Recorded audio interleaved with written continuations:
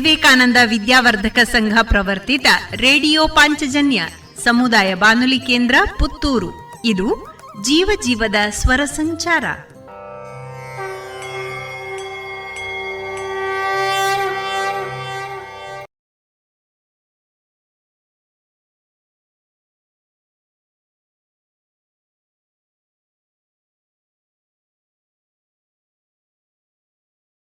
ಕಾನೂನು ಮಾಹಿತಿ ಕಾರ್ಯಕ್ರಮದಲ್ಲಿ ರೈತರ ಕಾಯ್ದೆ ಕುರಿತು ವಿಶ್ವೇಶ್ವರ ಬಂಗಾರಡ್ಕ ಅವರೊಂದಿಗಿನ ಮಾತುಕತೆಯನ್ನ ಕೇಳೋಣ. ಈ ಮಾತುಕತೆಯ ಜೊತೆಗಿದ್ದಾರೆ ಶ್ರೀಮತಿ ಸಂಗೀತ. ರೇಡಿಯೋ ಪಾಂಚಜನ್ಯದ ಎಲ್ಲ ಶ್ರೋತೃಗಳಿಗೂ ನಮಸ್ಕಾರ. ಇಂದಿನ ಕಾನೂನು ಮಾಹಿತಿ ಕಾರ್ಯಕ್ರಮದಲ್ಲಿ ನಮ್ಮೊಂದಿಗೆ ಶ್ರೀ ವಿಶ್ವೇಶ್ವರ ಭಟ್ ಬಂಗಾರಡ್ಕ ಇವರು ಆಗಮಿಸಿದ್ದಾರೆ. ಇವರು ಕೃಷಿ, ಆರ್ಥಿಕ ಹಾಗೂ ರಾಜಕೀಯ ವಿಚಾರಗಳಲ್ಲಿ ಪರಿಣಿತರು ಹಾಗೂ ಪ್ರಸ್ತುತ ವಿವೇಕಾನಂದ ಕಾನೂನು ಕಾಲೇಜಿನ ಆಡಳಿತ ಮಂಡಳಿಯ ಅಧ್ಯಕ್ಷರೂ ಹೌದು. ಇವರು ಕಳೆದ ಹಲವು ವರ್ಷಗಳಿಂದ ಪತ್ರಿಕೆಗಳಲ್ಲಿ ಆರ್ಥಿಕ ವಿಚಾರಗಳ ಕುರಿತು ಅಂಕಣಕಾರರಾಗಿಯೂ ಹಾಗೂ ಸಾಮಾಜಿಕ ಜಾಲತಾಣಗಳಲ್ಲಿ ಪ್ರಸ್ತುತ ಹೀಗೆ ಸುಮ್ಮನೆ ಎಂಬ ಬ್ಲಾಗ್ ಅನ್ನು ಓಪನ್ ಮಾಡಿ ಅದರಲ್ಲಿ ಚರ್ಚಿಸುತ್ತಾ ತನ್ನದೇ ಆದಂತಹ ಶೈಲಿಯಲ್ಲಿ ಕೃಷಿ ವಿಚಾರಗಳನ್ನು ಮಂಡಿಸುತ್ತಿದ್ದಾರೆ ಹಾಗೂ ರಾಜ್ಯ ಮತ್ತು ರಾಷ್ಟ್ರಮಟ್ಟದ ವಿಚಾರ ಸಂಕಿರಣಗಳಲ್ಲಿ ಈ ವಿಷಯದ ಕುರಿತಾಗಿ ಪ್ರಬಂಧವನ್ನು ಕೂಡ ಮಂಡಿಸಿರುತ್ತಾರೆ. ಅಲ್ಲದೆ ಆಲ್ ಇಂಡಿಯಾ ರೇಡಿಯೋದಲ್ಲಿ ರೈತರ ಕಾಯ್ದೆಗಳ ವಿಷಯದ ಕುರಿತಾಗಿ ತಮ್ಮ ಚರ್ಚೆಯನ್ನು ಕೂಡ ಮಂಡಿಸಿರುತ್ತಾರೆ. ಇವರಿಗೆ ಕಾರ್ಯಕ್ರಮಕ್ಕೆ ಹಾರ್ದಿಕವಾದ ಸ್ವಾಗತ. ನಮಸ್ತೆ ಸರ್. ನಮಸ್ತೆ. ನಾವು ಸ್ಟ್ರೈಟ್ ಅವೇ ರೈತರ ಕಾಯ್ದೆ ವಿಷಯಕ್ಕಾಗಿ ಬರುವ. ಸರಿ ಸರ್, ಶ್ರೀ ನರೇಂದ್ರ ಮೋದಿ ಸರ್ಕಾರ 2020ರಲ್ಲಿ ರೈತರ ಒಳಿತಿಗಾಗಿ ಅಂತ ಹೇಳಿ ರೈತರ ಕಾಯ್ದೆಯನ್ನು ಹೊರಗೆ ತಂತು. ಇದರ ಬಗ್ಗೆ ಸರಳವಾಗಿ ನಮ್ಮ ಶ್ರೋತೃಗಳಿಗೆ ಹೇಳ್ಬೋದಾ? ಒಂದು ದೇಶಕ್ಕೆ ಸರ್ಕಾರ ಯಾಕೆ ಅಂತ ಹೇಳುವಂಥ ಒಂದು ಪ್ರಶ್ನೆ ಬರುತ್ತೆ. ಹೌದು ಸರ್. ಸರ್ಕಾರ ಸಾಮಾನ್ಯವಾಗಿ ಪೊಲಿಟಿಕಲ್ ಸೈನ್ಸಲ್ಲಿ ಓದಿದರೆ, ಇಂಗ್ಲೀಷಲ್ಲಿ ಹೇಳೋದಾದರೆ ಅದು ಜನರಲ್ ವಿಲ್ ಅಂತ. ಅಂದರೆ ಜನರ ಇಚ್ಛೆ ಏನಿದೆ ಅದನ್ನು ಮಾಡಲಿಕ್ಕೆ ಸರ್ಕಾರ ಇರಬೇಕು ಅಂತ ಹೇಳುವಂಥ ಒಂದು ಸಾಮಾನ್ಯವಾದಂಥ ನೀತಿ ಇದೆ. ಯಾವ ಸರ್ಕಾರ ಜನರ ಅಪೇಕ್ಷೆ ಏನಿದೆ ಅದನ್ನು ಮಾಡ್ತಾ ಇದ್ದರೆ ಆ ಸರ್ಕಾರ ಪಾಪ್ಯುಲರ್ ಆಗಿ ಅದು ಜನರ ಸ್ಪಂದನಕ್ಕೆ ಸ್ಪಂದಿಸುವಂಥ ಸರ್ಕಾರ ಅಂತ ಅನ್ನಿಸ್ತಾ ಇದೆ. ಖಂಡಿತವಾಗಿ. ಅದು ಇಲ್ಲ ಅಂತ ಆದರೆ ಆ ಸರ್ಕಾರ ಕ್ರಮೇಣ ಬಿದ್ದು ಹೋಗ್ತದೆ. ಅದು ಜನ ಅನುರಾಗ ಕಳ್ಕೊಳ್ಳುತ್ತೆ, ಅದು ಬಿದ್ದು ಹೋಗುತ್ತೆ.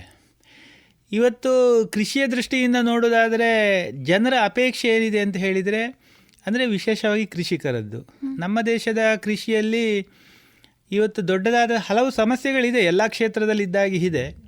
ಆದರೆ ಕೃಷಿಯ ಇವತ್ತಿನ ಸಮಸ್ಯೆಯನ್ನು 1947ರ ಸಮಸ್ಯೆಯನ್ನು ತುಲನೆ ಮಾಡಿದರೆ ತುಂಬ ವ್ಯತ್ಯಾಸ ಇದೆ.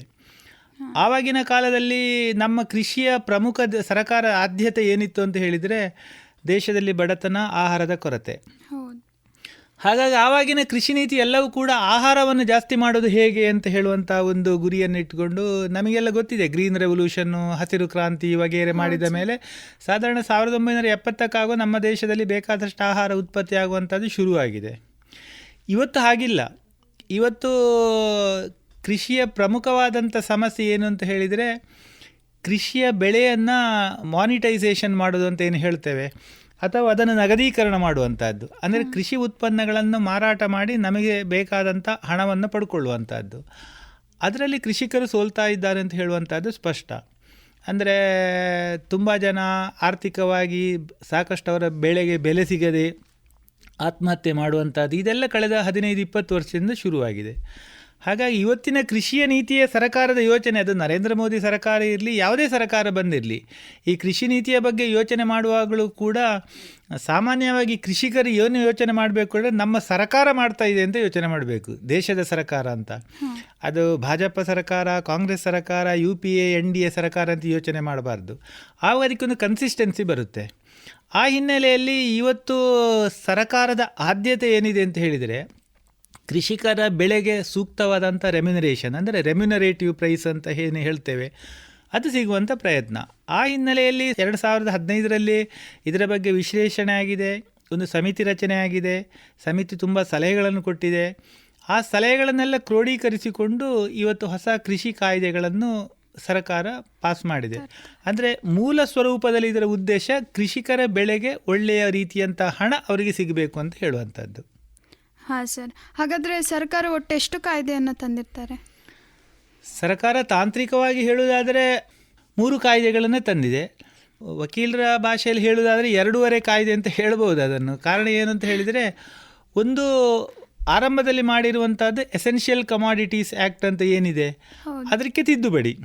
ಆ ತಿದ್ದುಪಡಿ ಅದು ಬರೀ 1 ಪುಟವೇನೇ ಇರುವುದು, ಅದು ನೀವು ಅದರ ಗಜೆಟಲ್ಲಿ ನೋಡಿದರೆ ಅದರಲ್ಲಿ ಏನಿದೆ ಅಂತ ಹೇಳಿದರೆ ಸುಮಾರು 24-26 ವಸ್ತುಗಳನ್ನೇ ಎಸೆನ್ಷಿಯಲ್ ಕಮಾಡಿಟೀಸ್ ಅಂತ ಈ ಮೊದಲು ಡಿಕ್ಲೇರ್ ಮಾಡಿದೆ. ಅದರಲ್ಲಿ ಸಾಕಷ್ಟು ವಸ್ತುಗಳನ್ನು ಎಸೆನ್ಷಿಯಲ್ ಕಮಾಡಿಟಿ ಅಂತ ಹೇಳುವ ಅಗತ್ಯ ಇಲ್ಲ ಅಂತ ಬರೆದಿದೆ. ಹೌದು, ಖಂಡಿತವಾಗಿ ಸರ್. ಎಸೆನ್ಷಿಯಲ್ ಕಮಾಡಿಟಿ ಅಲ್ಲ ಅಂತ ಬರೆದಿಲ್ಲ, ಎಸೆನ್ಷಿಯಲ್ ಕಮಾಡಿಟಿ ಅಂತ ಅದನ್ನು ಪರಿಗಣಿಸಬೇಕಾದಂಥ ಅವಶ್ಯಕತೆ ಇಲ್ಲ ಅಂತ. ಇದರ ಅರ್ಥ ಏನು ಅಂತ ಹೇಳಿದರೆ, ಎಸೆನ್ಷಿಯಲ್ ಕಮಾಡಿಟಿ ಅಕ್ಕಿ, ಗೋಧಿ, ದ್ವಿದಳ ಧಾನ್ಯ, ನೀರುಳ್ಳಿ, ಬಟಾಟೆ ಎಲ್ಲ ಇದೆ ಅದರಲ್ಲಿ. ಅದನ್ನು ನೀವು ಎಸೆನ್ಷಿಯಲ್ ಕಮಾಡಿಟಿ ಅಂತ ಡಿಕ್ಲೇರ್ ಮಾಡಿದರೆ ಅದನ್ನು ಒಬ್ಬ ವ್ಯಾಪಾರಿ ಅದನ್ನು ಗೋದಾಮಲ್ಲಿ ಲಾರ್ಜ್ ಸ್ಕೇಲಾಗಿ ಸ್ಟೋರ್ ಮಾಡುವಾಗಿಲ್ಲ, ಲಾರ್ಜ್ ಸ್ಕೇಲಾಗಿ ಟ್ರಾನ್ಸ್ಪೋರ್ಟ್ ಮಾಡಬೇಕಾದ್ರೆ ಅದಕ್ಕೆ ಪರ್ಮಿಷನ್ ತಗೊಳ್ಬೇಕು. ಹೀಗೆ 10 ಹಲವು ಕಾಯ್ದೆಗಳಿದೆ. ಯಾಕೆಂತ ಹೇಳಿದ್ರೆ ಮಾರ್ಕೆಟಲ್ಲಿ ಅದನ್ನು ಸ್ಟೋರ್ ಮಾಡಿ ಅವರು ಜಾಸ್ತಿ ಬೆಲೆಗೆ ಮಾರಾಟ ಮಾಡುವಂಥ ಸಂಗತಿ ಆಗಬಾರ್ದು ಅಂತ. ಇದನ್ನು ಅವಶ್ಯಕತೆ ಇಲ್ಲ ಅಂತ ಹೇಳಿದೆ. ಆದರೆ ಅವಶ್ಯಕತೆ ಇಲ್ಲ ಅಂತ ಹೇಳಿದರೆ ಮಾಡೋದಿಲ್ಲ ಅಂತ ಅರ್ಥ ಅಲ್ಲ.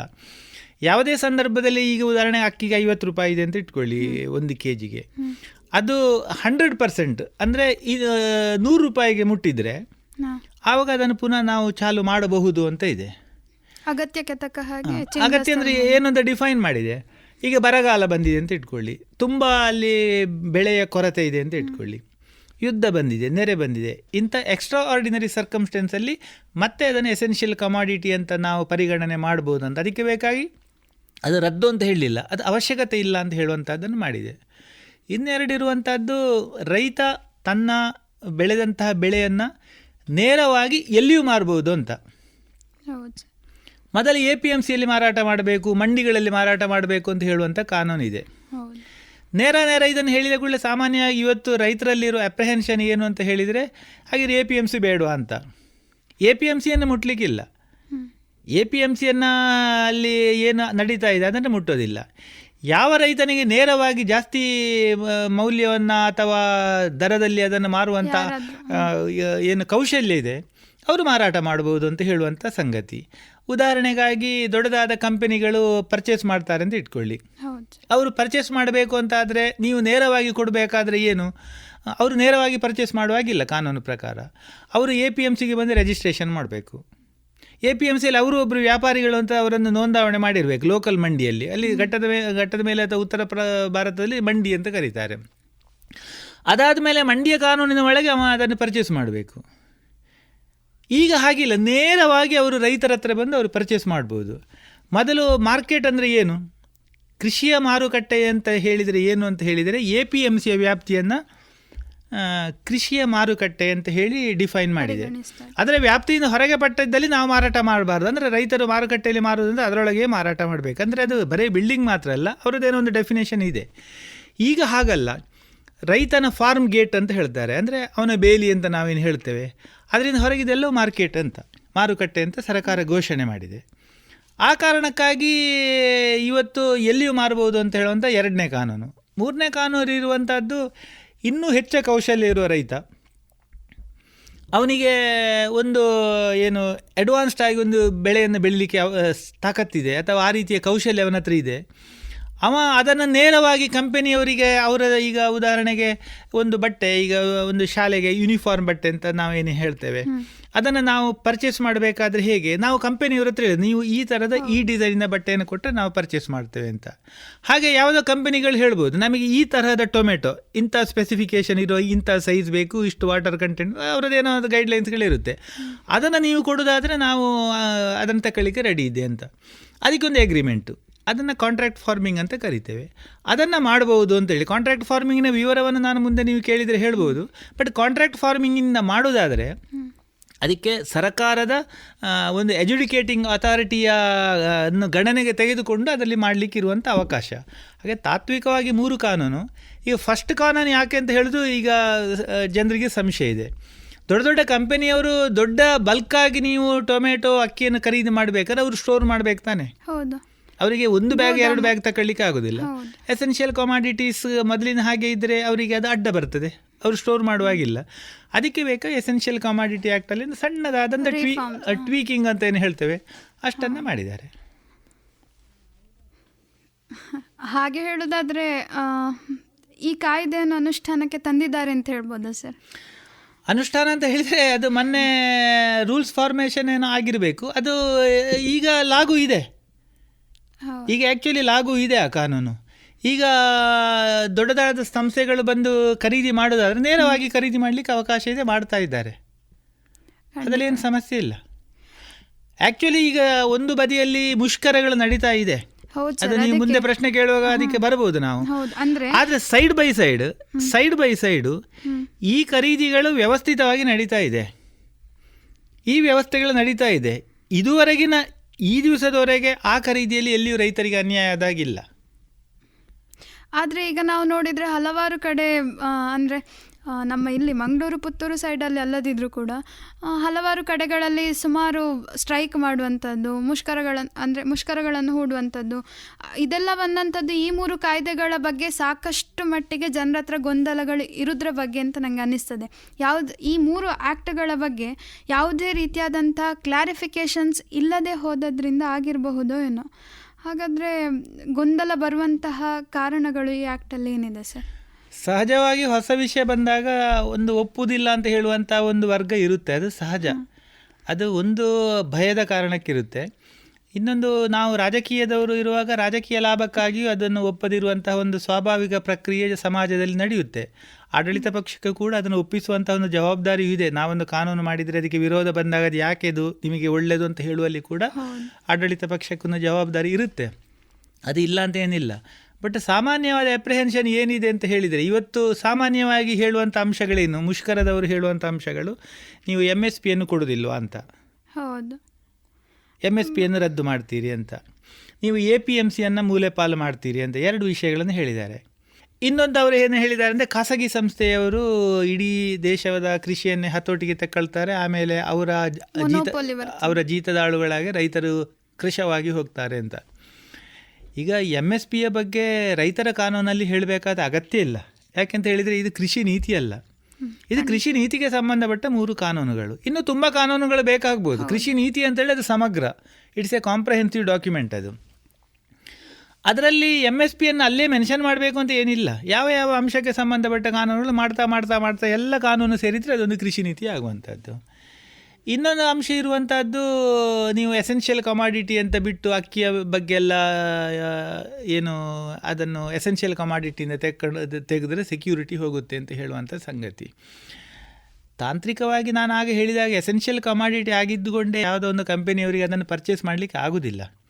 ನೀವು ಅವರಿಗೆ ಪರ್ಚೇಸ್ ಮಾಡಬೇಕು ಒಂದು ಎಡಿಷನಲ್ ಮಾರ್ಕೆಟು ರೈತರಿಗೆ ನಾವು ಕ್ರಿಯೇಟ್ ಮಾಡಬೇಕು ಅಂತ ಹೇಳಿದರೆ ಅವರಿಗೊಂದು ಅವಕಾಶ ನಾವು ಕಲ್ಪಿಸಿಕೊಡ್ಬೇಕಲ್ಲ. ಸುಮ್ಮನೆ ನೀವು ಬಂದು ಪರ್ಚೇಸ್ ಮಾಡಿ ನಿಮಗೆ ತೊಂದರೆ ಕೊಡ್ತೇವೆ ಅಂತ ಹೇಳಿದರೆ ಅವರು ಪರ್ಚೇಸ್ ಮಾಡೋದಿಲ್ಲ. ಹಾಗೆ ಅವರಿಗೊಂದು ಸ್ಟೋರೇಜ್ ಮಾಡಬೇಕು, ಸಾಗಾಟ ಮಾಡಬೇಕಾದ್ರೆ ಅದನ್ನು ಕೊಡಬೇಕು. ಇನ್ನೊಂದು ಇರುವಂಥದ್ದು MSPಯ ವಿಷಯ ಅವರು ಹೇಳುವಂಥದ್ದು. ಸರ್ಕಾರ MSP ನಿಲ್ಲಿಸ್ತದೆ ಅಂತ ಹೇಳಲಿಲ್ಲ. ಎರಡನೇದಾಗಿ ಪ್ರಧಾನಮಂತ್ರಿಯವರು ನನಗೆ ನೆನಪಿದ್ದಾಗೆ ಪಾರ್ಲಿಮೆಂಟ್ ಒಳಗೆ ಹೇಳಿದ್ದಾರೆ, ನಾವು MSPಯನ್ನು ರದ್ದು ಮಾಡೋದಿಲ್ಲ ಅಂತ. ಪಾರ್ಲಿಮೆಂಟಿನ ಒಳಗೆ ಹೇಳಿದರೆ ನಿಮಗೆ ಗೊತ್ತಿರ್ಬೋದು, ಅದೊಂದು ಡಾಕ್ಯುಮೆಂಟ್ ಥರ ಅದು, ಅದನ್ನು ನೀವು ಮತ್ತೆ ಅಲ್ಲಗಳೆಯುವಾಗೆ ಇಲ್ಲ. ಪಾರ್ಲಿಮೆಂಟಲ್ಲಿ ಸುಳ್ಳು ಹೇಳಬಾರ್ದು, ಅದೆಲ್ಲ ಇದೆ ಒಂದು ಪಾರ್ಟಿ. ಎರಡನೇದಾಗಿ MSP ಬಂದದ್ದು ಯಾಕೆ ಅಂತ ತುಂಬ ಜನರಿಗೆ ಗೊತ್ತಿಲ್ಲ.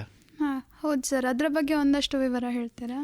1960ನೇ ಇಸವಿ ಸಮಯ 50-60ನೇ ಇಸವಿಯ ಸಂದರ್ಭದಲ್ಲಿ ನಾನು ಹೇಳಿದಾಗೆ ಗ್ರೀನ್ ರೆವಲ್ಯೂಷನ್ ಮಾಡಬೇಕು ಅಂತ ಅವತ್ತಿನ ಎಲ್ಲ ಕೃಷಿ ತಜ್ಞರು ಸರ್ಕಾರಕ್ಕೆ ಹೇಳಿದರೆ, ಅವತ್ತಿನ ಸರ್ಕಾರಗಳು ಆ ಪ್ರಯತ್ನಗಳನ್ನು ಮಾಡಿದೆ.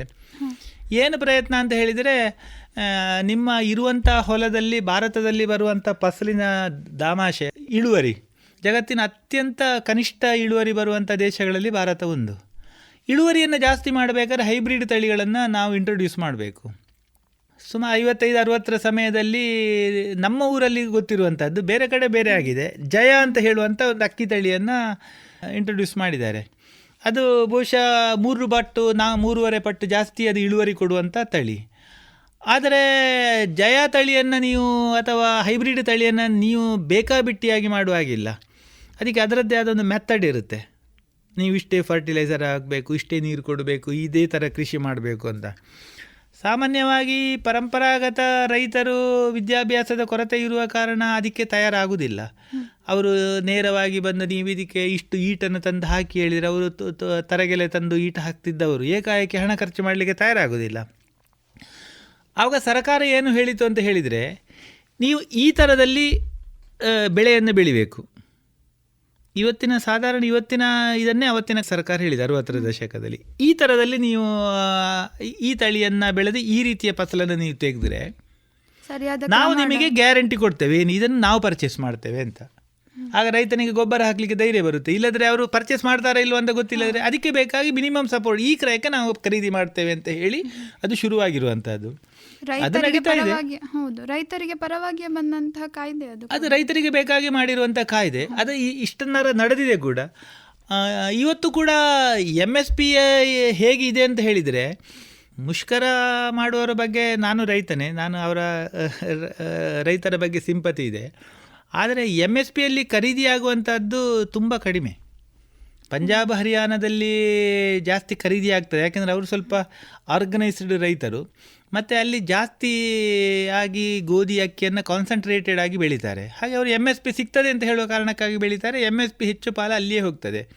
ಬೇರೆ ರಾಜ್ಯಗಳಲ್ಲಿ ಎಲ್ಲ ಹೋಗುವಂಥ MSPಗೆ ಒಟ್ಟು ಬೆಳೆಯ 6% ಮಾತ್ರ MSPಯಲ್ಲಿ ಮಾರಾಟ ಆಗೋದು, ಮತ್ತೆಲ್ಲ ಹೊರಗಡೆ ಆಗ್ತಾ ಇದೆ. ಹಾಗಾಗಿ MSP ಅಂತ ಅಷ್ಟು ದೊಡ್ಡ ಕ್ರಿಟಿಕಲ್ ವಿಷಯವ ಅಂತ ಕೇಳಿದರೆ ಪಂಜಾಬ್ ಹರಿಯಾಣದವರಿಗೆ ಸಾಕಷ್ಟು ಅದು ಕ್ರಿಟಿಕಲ್ಲು. ದೇಶಕ್ಕೆ ಈಗ ಸತ್ಯ ಹೇಳೋದಾದರೆ ಇದು ರೈತ ವಿರೋಧಿ ಅಂತ ಕಾಣ್ಬೋದು ಪಕ್ಕ ಜನರಿಗೆ, ಅದು ಅಷ್ಟು ಕ್ರಿಟಿಕಲ್ ಅಲ್ಲ. ಮೊನ್ನೆ ತಾನೇ ಜಾಲತಾಣಗಳಲ್ಲಿ ನಾನು ನೋಡಿದೆ, ಒಬ್ಬರು ಮಹಿಳೆ ಈಗ ಕೊರೋನಾದ ಟೈಮಲ್ಲೇ ನೀರುಳ್ಳಿಯ ಫಸಲನ್ನು ಇಷ್ಟು ಬೆಳೆದಿದ್ದೇನೆ, ಇಷ್ಟು ಬೆಳೆದ್ರೂ ಕೂಡ ನನಗೆ ಯಾವುದೇ ರೀತಿಯಾದಂಥ APMCಯಿಂದಾಗಲಿ ಎಲ್ಲಿಂದಾಗಲಿ ನನಗೆ ನನ್ನ ಬೆಳೆಗಳು ಕೊಳ್ತು ಹೋಗ್ತಾ ಇದೆ, ತಗೊಳ್ತಾ ಇಲ್ಲ ಅಂತ ಹೇಳುವಂಥ ವಿಷಯ ಸರ್. ಇದಕ್ಕೂ ಏನಾದರೂ ಕನೆಕ್ಷನ್ ಇದೆ? ಅದಕ್ಕೆ ಕನೆಕ್ಷನ್ ಇದೆ. ಹೇಗೆ ಸರ್? APMCಯಲ್ಲಿ ತಗೊಳ್ತಾ ಇಲ್ಲ, ನಾನೇನು ಮಾಡಬೇಕು ಅಂತ ಪ್ರಶ್ನೆ ಕೇಳಿದ್ದಾರೆ. ಇದರ ಅರ್ಥ ಏನು? APMCಯಲ್ಲಿ ಸಮಸ್ಯೆ ಇದೆ ಅಂತ. ಅದೇ ಕಾನೂನಿಗೆ ಪರವಾಗಿ ಅವರು ಮಾತಾಡಿದ್ದಾರೆ. ಅವರು ಆ್ಯಕ್ಚುಲಿ ವಿರೋಧ ಮಾತಾಡಿದ್ರು ಕೂಡ ಸರ್ಕಾರ ಇದನ್ನು ಗಮನಿಸಿದೆ. ಹೌದು, APMCಯಲ್ಲಿ ತಗೊಳ್ತಾ ಇಲ್ಲ ಅಂತ ಹೇಳಿದ್ರೆ APMC ವ್ಯವಸ್ಥೆ ಪರಿಪೂರ್ಣ ಅಲ್ಲ ಅಂತ ಸ್ಪಷ್ಟ ಆಯಿತು ತಾನೆ. ಹಾಗಾಗಿ ಅವರಿಗೊಂದು ಪ್ಯಾರಲಲ್ ವ್ಯವಸ್ಥೆ. ಈಗ ಆ ಹೆಂಗಸಿಗೆ ಹೋಗಿ ಕಂಪನಿಯವ್ರ ಹತ್ರ ಹೋಗಿ ಮಾರಾಟ ಮಾಡೋ ತಾಕತ್ತಿರಲಿಕ್ಕಿಲ್ಲ. ಆದರೆ ತಾಕತ್ತಿರುವಂಥ ರೈತರು ಒಂದು 30% ಇದ್ದಾರೆ ಅಂತ ಇಟ್ಕೊಳ್ಳೋಣ. ಅವರು ತಗೊಂಡೋಗಿ ಮಾರಿದರೆ ಊರಲ್ಲಿರುವ ಟೊಮೆಟೊ, ನೀರುಳ್ಳಿ, ಬಟಾಟೆಗೆ ತನ್ನಿಂದಾನೇ ಡಿಮ್ಯಾಂಡ್ ಬರ್ತದೆ, ಯಾಕೆಂದರೆ ಶಾರ್ಟೇಜ್ ಆಗುತ್ತೆ. ಆ ಹೆಂಗಸಿಗೆ ಉಪಕಾರ ಆಗುತ್ತೆ. ಈಗ ಆ ಹೆಂಗಸೇ ಮಾರದಿರ್ಬೋದು, ಬಟ್ ನಾನು ಮಾರಲಿಕ್ಕೂ ಸಾಕು. ನಾನು ಬೆಳೆದ ನೀರುಳ್ಳಿಯನ್ನು ನಾನು ಅವರಿಗೆ ಖರೀದಿ ಮಾಡಲಿಕ್ಕೆ ಕೊಟ್ಟರೆ ಪುತ್ತೂರಲ್ಲಿ ಶಾರ್ಟೇಜ್ ಆಗುತ್ತೆ, ಆಟೋಮೆಟಿಕ್ಕಾಗಿ ಮಹಿಳೆ ನೀರುಳ್ಳಿ ಡಿಮಾಂಡ್ ಆಗುತ್ತೆ. APMCಯಲ್ಲಿ ಸಮಸ್ಯೆ ಇದೆ ಅಂತ ಹೇಳುವಂಥದ್ದು ಎಲ್ಲರಿಗೂ ಗೊತ್ತಿದೆ. ಆದರೆ ಎಲ್ಲ ಪಕ್ಷ ಭೇದವಾಗಿ ನಾನು APMC ಚುನಾವಣೆ ಬಗ್ಗೆ ಸಾಕಷ್ಟು ಕೆಲಸ ಮಾಡಿ ಪಕ್ಷದಲ್ಲಿರುವಾಗ ಮಾಡಿ ಗೊತ್ತಿರುವಂಥದ್ದು. APMCಯಲ್ಲಿ ಹೇಗಿದೆ ಅಂತ ಹೇಳಿದರೆ ಭಾರತದ ಸ್ಥಿತಿಯಲ್ಲಿ ಇದು ಸತ್ಯ. ಈಗ ನಮ್ಮದೇ APMC ಇರುವಂಥದ್ದು ಪುತ್ತೂರಲ್ಲಿ. ಈಗ ನಾನು ರಾಜಕೀಯ ಬಿಟ್ಟು ಮಾತಾಡಬೇಕಾದ್ರೆ ನಮ್ಮದೇ APMC ಇದ್ದರೂ ಕೂಡ ನಾನು ಹೇಳ್ತೇನೆ, APMCಯಲ್ಲಿ ಸಾಮಾನ್ಯವಾಗಿ ಅಧಿಕಾರಿಗಳು ಹೇಳಿದ್ದೇ ಫೈನಲು. ಏನು ಗವರ್ನಿಂಗ್ ಬಾಡಿ ಅಂತ ಹೇಳುವಂಥದ್ದು ಜನಪ್ರತಿನಿಧಿಗಳು ಇರ್ತಾರೆ, ಅವರಿಗೆ ಮ್ಯಾಕ್ಸಿಮಮ್ ಅಂದರೆ ಒಂದು ಅಡ್ವೈಸರಿ ಬಾಡಿಯಷ್ಟು ಮಾತ್ರ ಅವರಿಗೆ ಅಧಿಕಾರ ಇರುವಂಥದ್ದು ಒಂದು ಭಾಗ. ಎರಡನೇದಾಗಿ APMCಯ ಮೂಲ ಸಿದ್ಧಾಂತ ಏನು ಅಂತ ಹೇಳಿದರೆ ಅದು ರೈತರಿಗೆ ಒಂದು ಆಧಾರವಾಗಿರಬೇಕಾದಂಥ ಒಂದು ವ್ಯವಸ್ಥೆ. ಆದರೆ ನೀವು ಯಾವುದೇ ಒಂದು APMCಯ ಒಳಗೆ ಹೋದರೆ ಅಲ್ಲಿ ಇರುವಂಥದ್ದು ಏನು ಹೇಳಿದರೆ APMC ಅಧಿಕಾರಿ ಹೀಗೆ ಅಲ್ಲಿ ಕೂತಿರ್ತಾನೆ ಕುರ್ಚಿಯಲ್ಲಿ. ಈಗ ನೀವು ಮಂಡ್ಯ, ಹಾಸನ ಎಲ್ಲಿಯೋ ಹೋಗಿ ಅಥವಾ ಪುತ್ತೂರಲ್ಲಿ ಹೋಗಲಿ, ಅವನ ಎದುರು ಕೂತ್ಕೊಂಡಿರೋದು ಯಾರು ಅಂತ ಹೇಳಿದ್ರೆ ಅಲ್ಲಿಯ ಮಂಡಿ ವ್ಯಾಪಾರಿಗಳು. ಅವ APMCಯ ಅಧಿಕಾರಿ ಹತ್ರ ಸ್ನೇಹಾಚಾರ ಮೊದಲೇ ಬಿಲ್ಡಪ್ ಮಾಡಿರ್ತಾನೆ. APMC ಅಧಿಕಾರಿ ಬರುವಾಗ ಅವನೇ ಸ್ವಾಗತ ಮಾಡಿ ಅವರಿಗೆ ಹಾರ ಇದೆಲ್ಲ ಹಾಕಿ ಸ್ವಾಗತ ಮಾಡಿ ಸಭೆ ಮಾಡಿ ಸಮಾರಂಭ ಮಾಡ್ತಾನೆ. ಹಾಗೆ APMC ಅಧಿಕಾರಿಗೆ ಮತ್ತು ವ್ಯಾಪಾರಿಗಳಿಗೆ ಒಂದು ಹಂಗಿರ್ತದೆ. ಅದು ರೈತನಿಗೆ ಸೋಲಾಗ್ತದೆ. ರೈತ ಹೋಗಿ ಬಂದರೆ ಅಲ್ಲಿ ಒಬ್ಬ ಆಗಂತುಕನಾಗೆ ಮಾತಾಡುವಂಥ ಸ್ಥಿತಿ ಇದೆ. ಇದು ಸರಿಯಲ್ಲ ಅಂತ ಹೇಳುವ ಕಾರಣಕ್ಕೆ ಇದಕ್ಕೊಂದು ಕಾಂಪಿಟೀಷನ್ ಬೇಕು. ಬರೀ APMCಯಲ್ಲಿ ಅಧಿಕಾರಿಗಳನ್ನು ಹಾಕಿದರೆ APMCಯನ್ನು ಸರಿ ಮಾಡಲಿಕ್ಕೆ ಆಗೋದಿಲ್ವಾ ಅಂತ ಕೇಳ್ಬೋದು. ಸರ್ಕಾರಕ್ಕೆ APMCಯನ್ನೇ ಸರಿ ಮಾಡ್ಬೋದಿತ್ತಲ್ವ ಅಂತ ಕೇಳ್ಬೋದು. ಸರ್ಕಾರ APMCಯನ್ನು ಸರಿ ಮಾಡ್ತಾ ಇದೆ. ಕೇಂದ್ರ ಸರ್ಕಾರದ ಯೋಜನೆ ಪ್ರಕಾರ APMCಯ ರೇಟ್ ಹೇಗಿರಬೇಕು ಅಂತ ಹೇಳಿದರೆ ನಿಮಗೆ E-NAM ಅಂತ ಏನೋ ಒಂದು ಇದೆ. E-NAM ಅಂದರೆ ಅದು ನಿಮ್ಮ ಆನ್ಲೈನ್ ಇದಕ್ಕೆ ಅದರ ಫುಲ್ ಫಾರ್ಮಿಗೆ ನನಗೆ ನೆನಪು ಬರೋದಿಲ್ಲ. ಅದು ಏನು ಅಂತ ಹೇಳಿದರೆ 184 ಮಂಡಿಗಳನ್ನು ಗುರುತು ಮಾಡಿದ್ದಾರೆ. ಆ ಮಂಡಿಗಳಲ್ಲಿರುವ ರೇಟ್ಗಳನ್ನು ರೈತ ಒಂದು ಬಟನ್ ಒತ್ತಿ ನೋಡ್ಬೋದು. ನೀರುಳ್ಳಿಗೆ ಗುಜರಾತಲ್ಲಿ ಎಷ್ಟುಂಟು, ಮಧ್ಯಪ್ರದೇಶದಲ್ಲಿ ಎಷ್ಟುಂಟು, ಮೈಸೂರಲ್ಲಿ ಎಷ್ಟು ಅಂತ.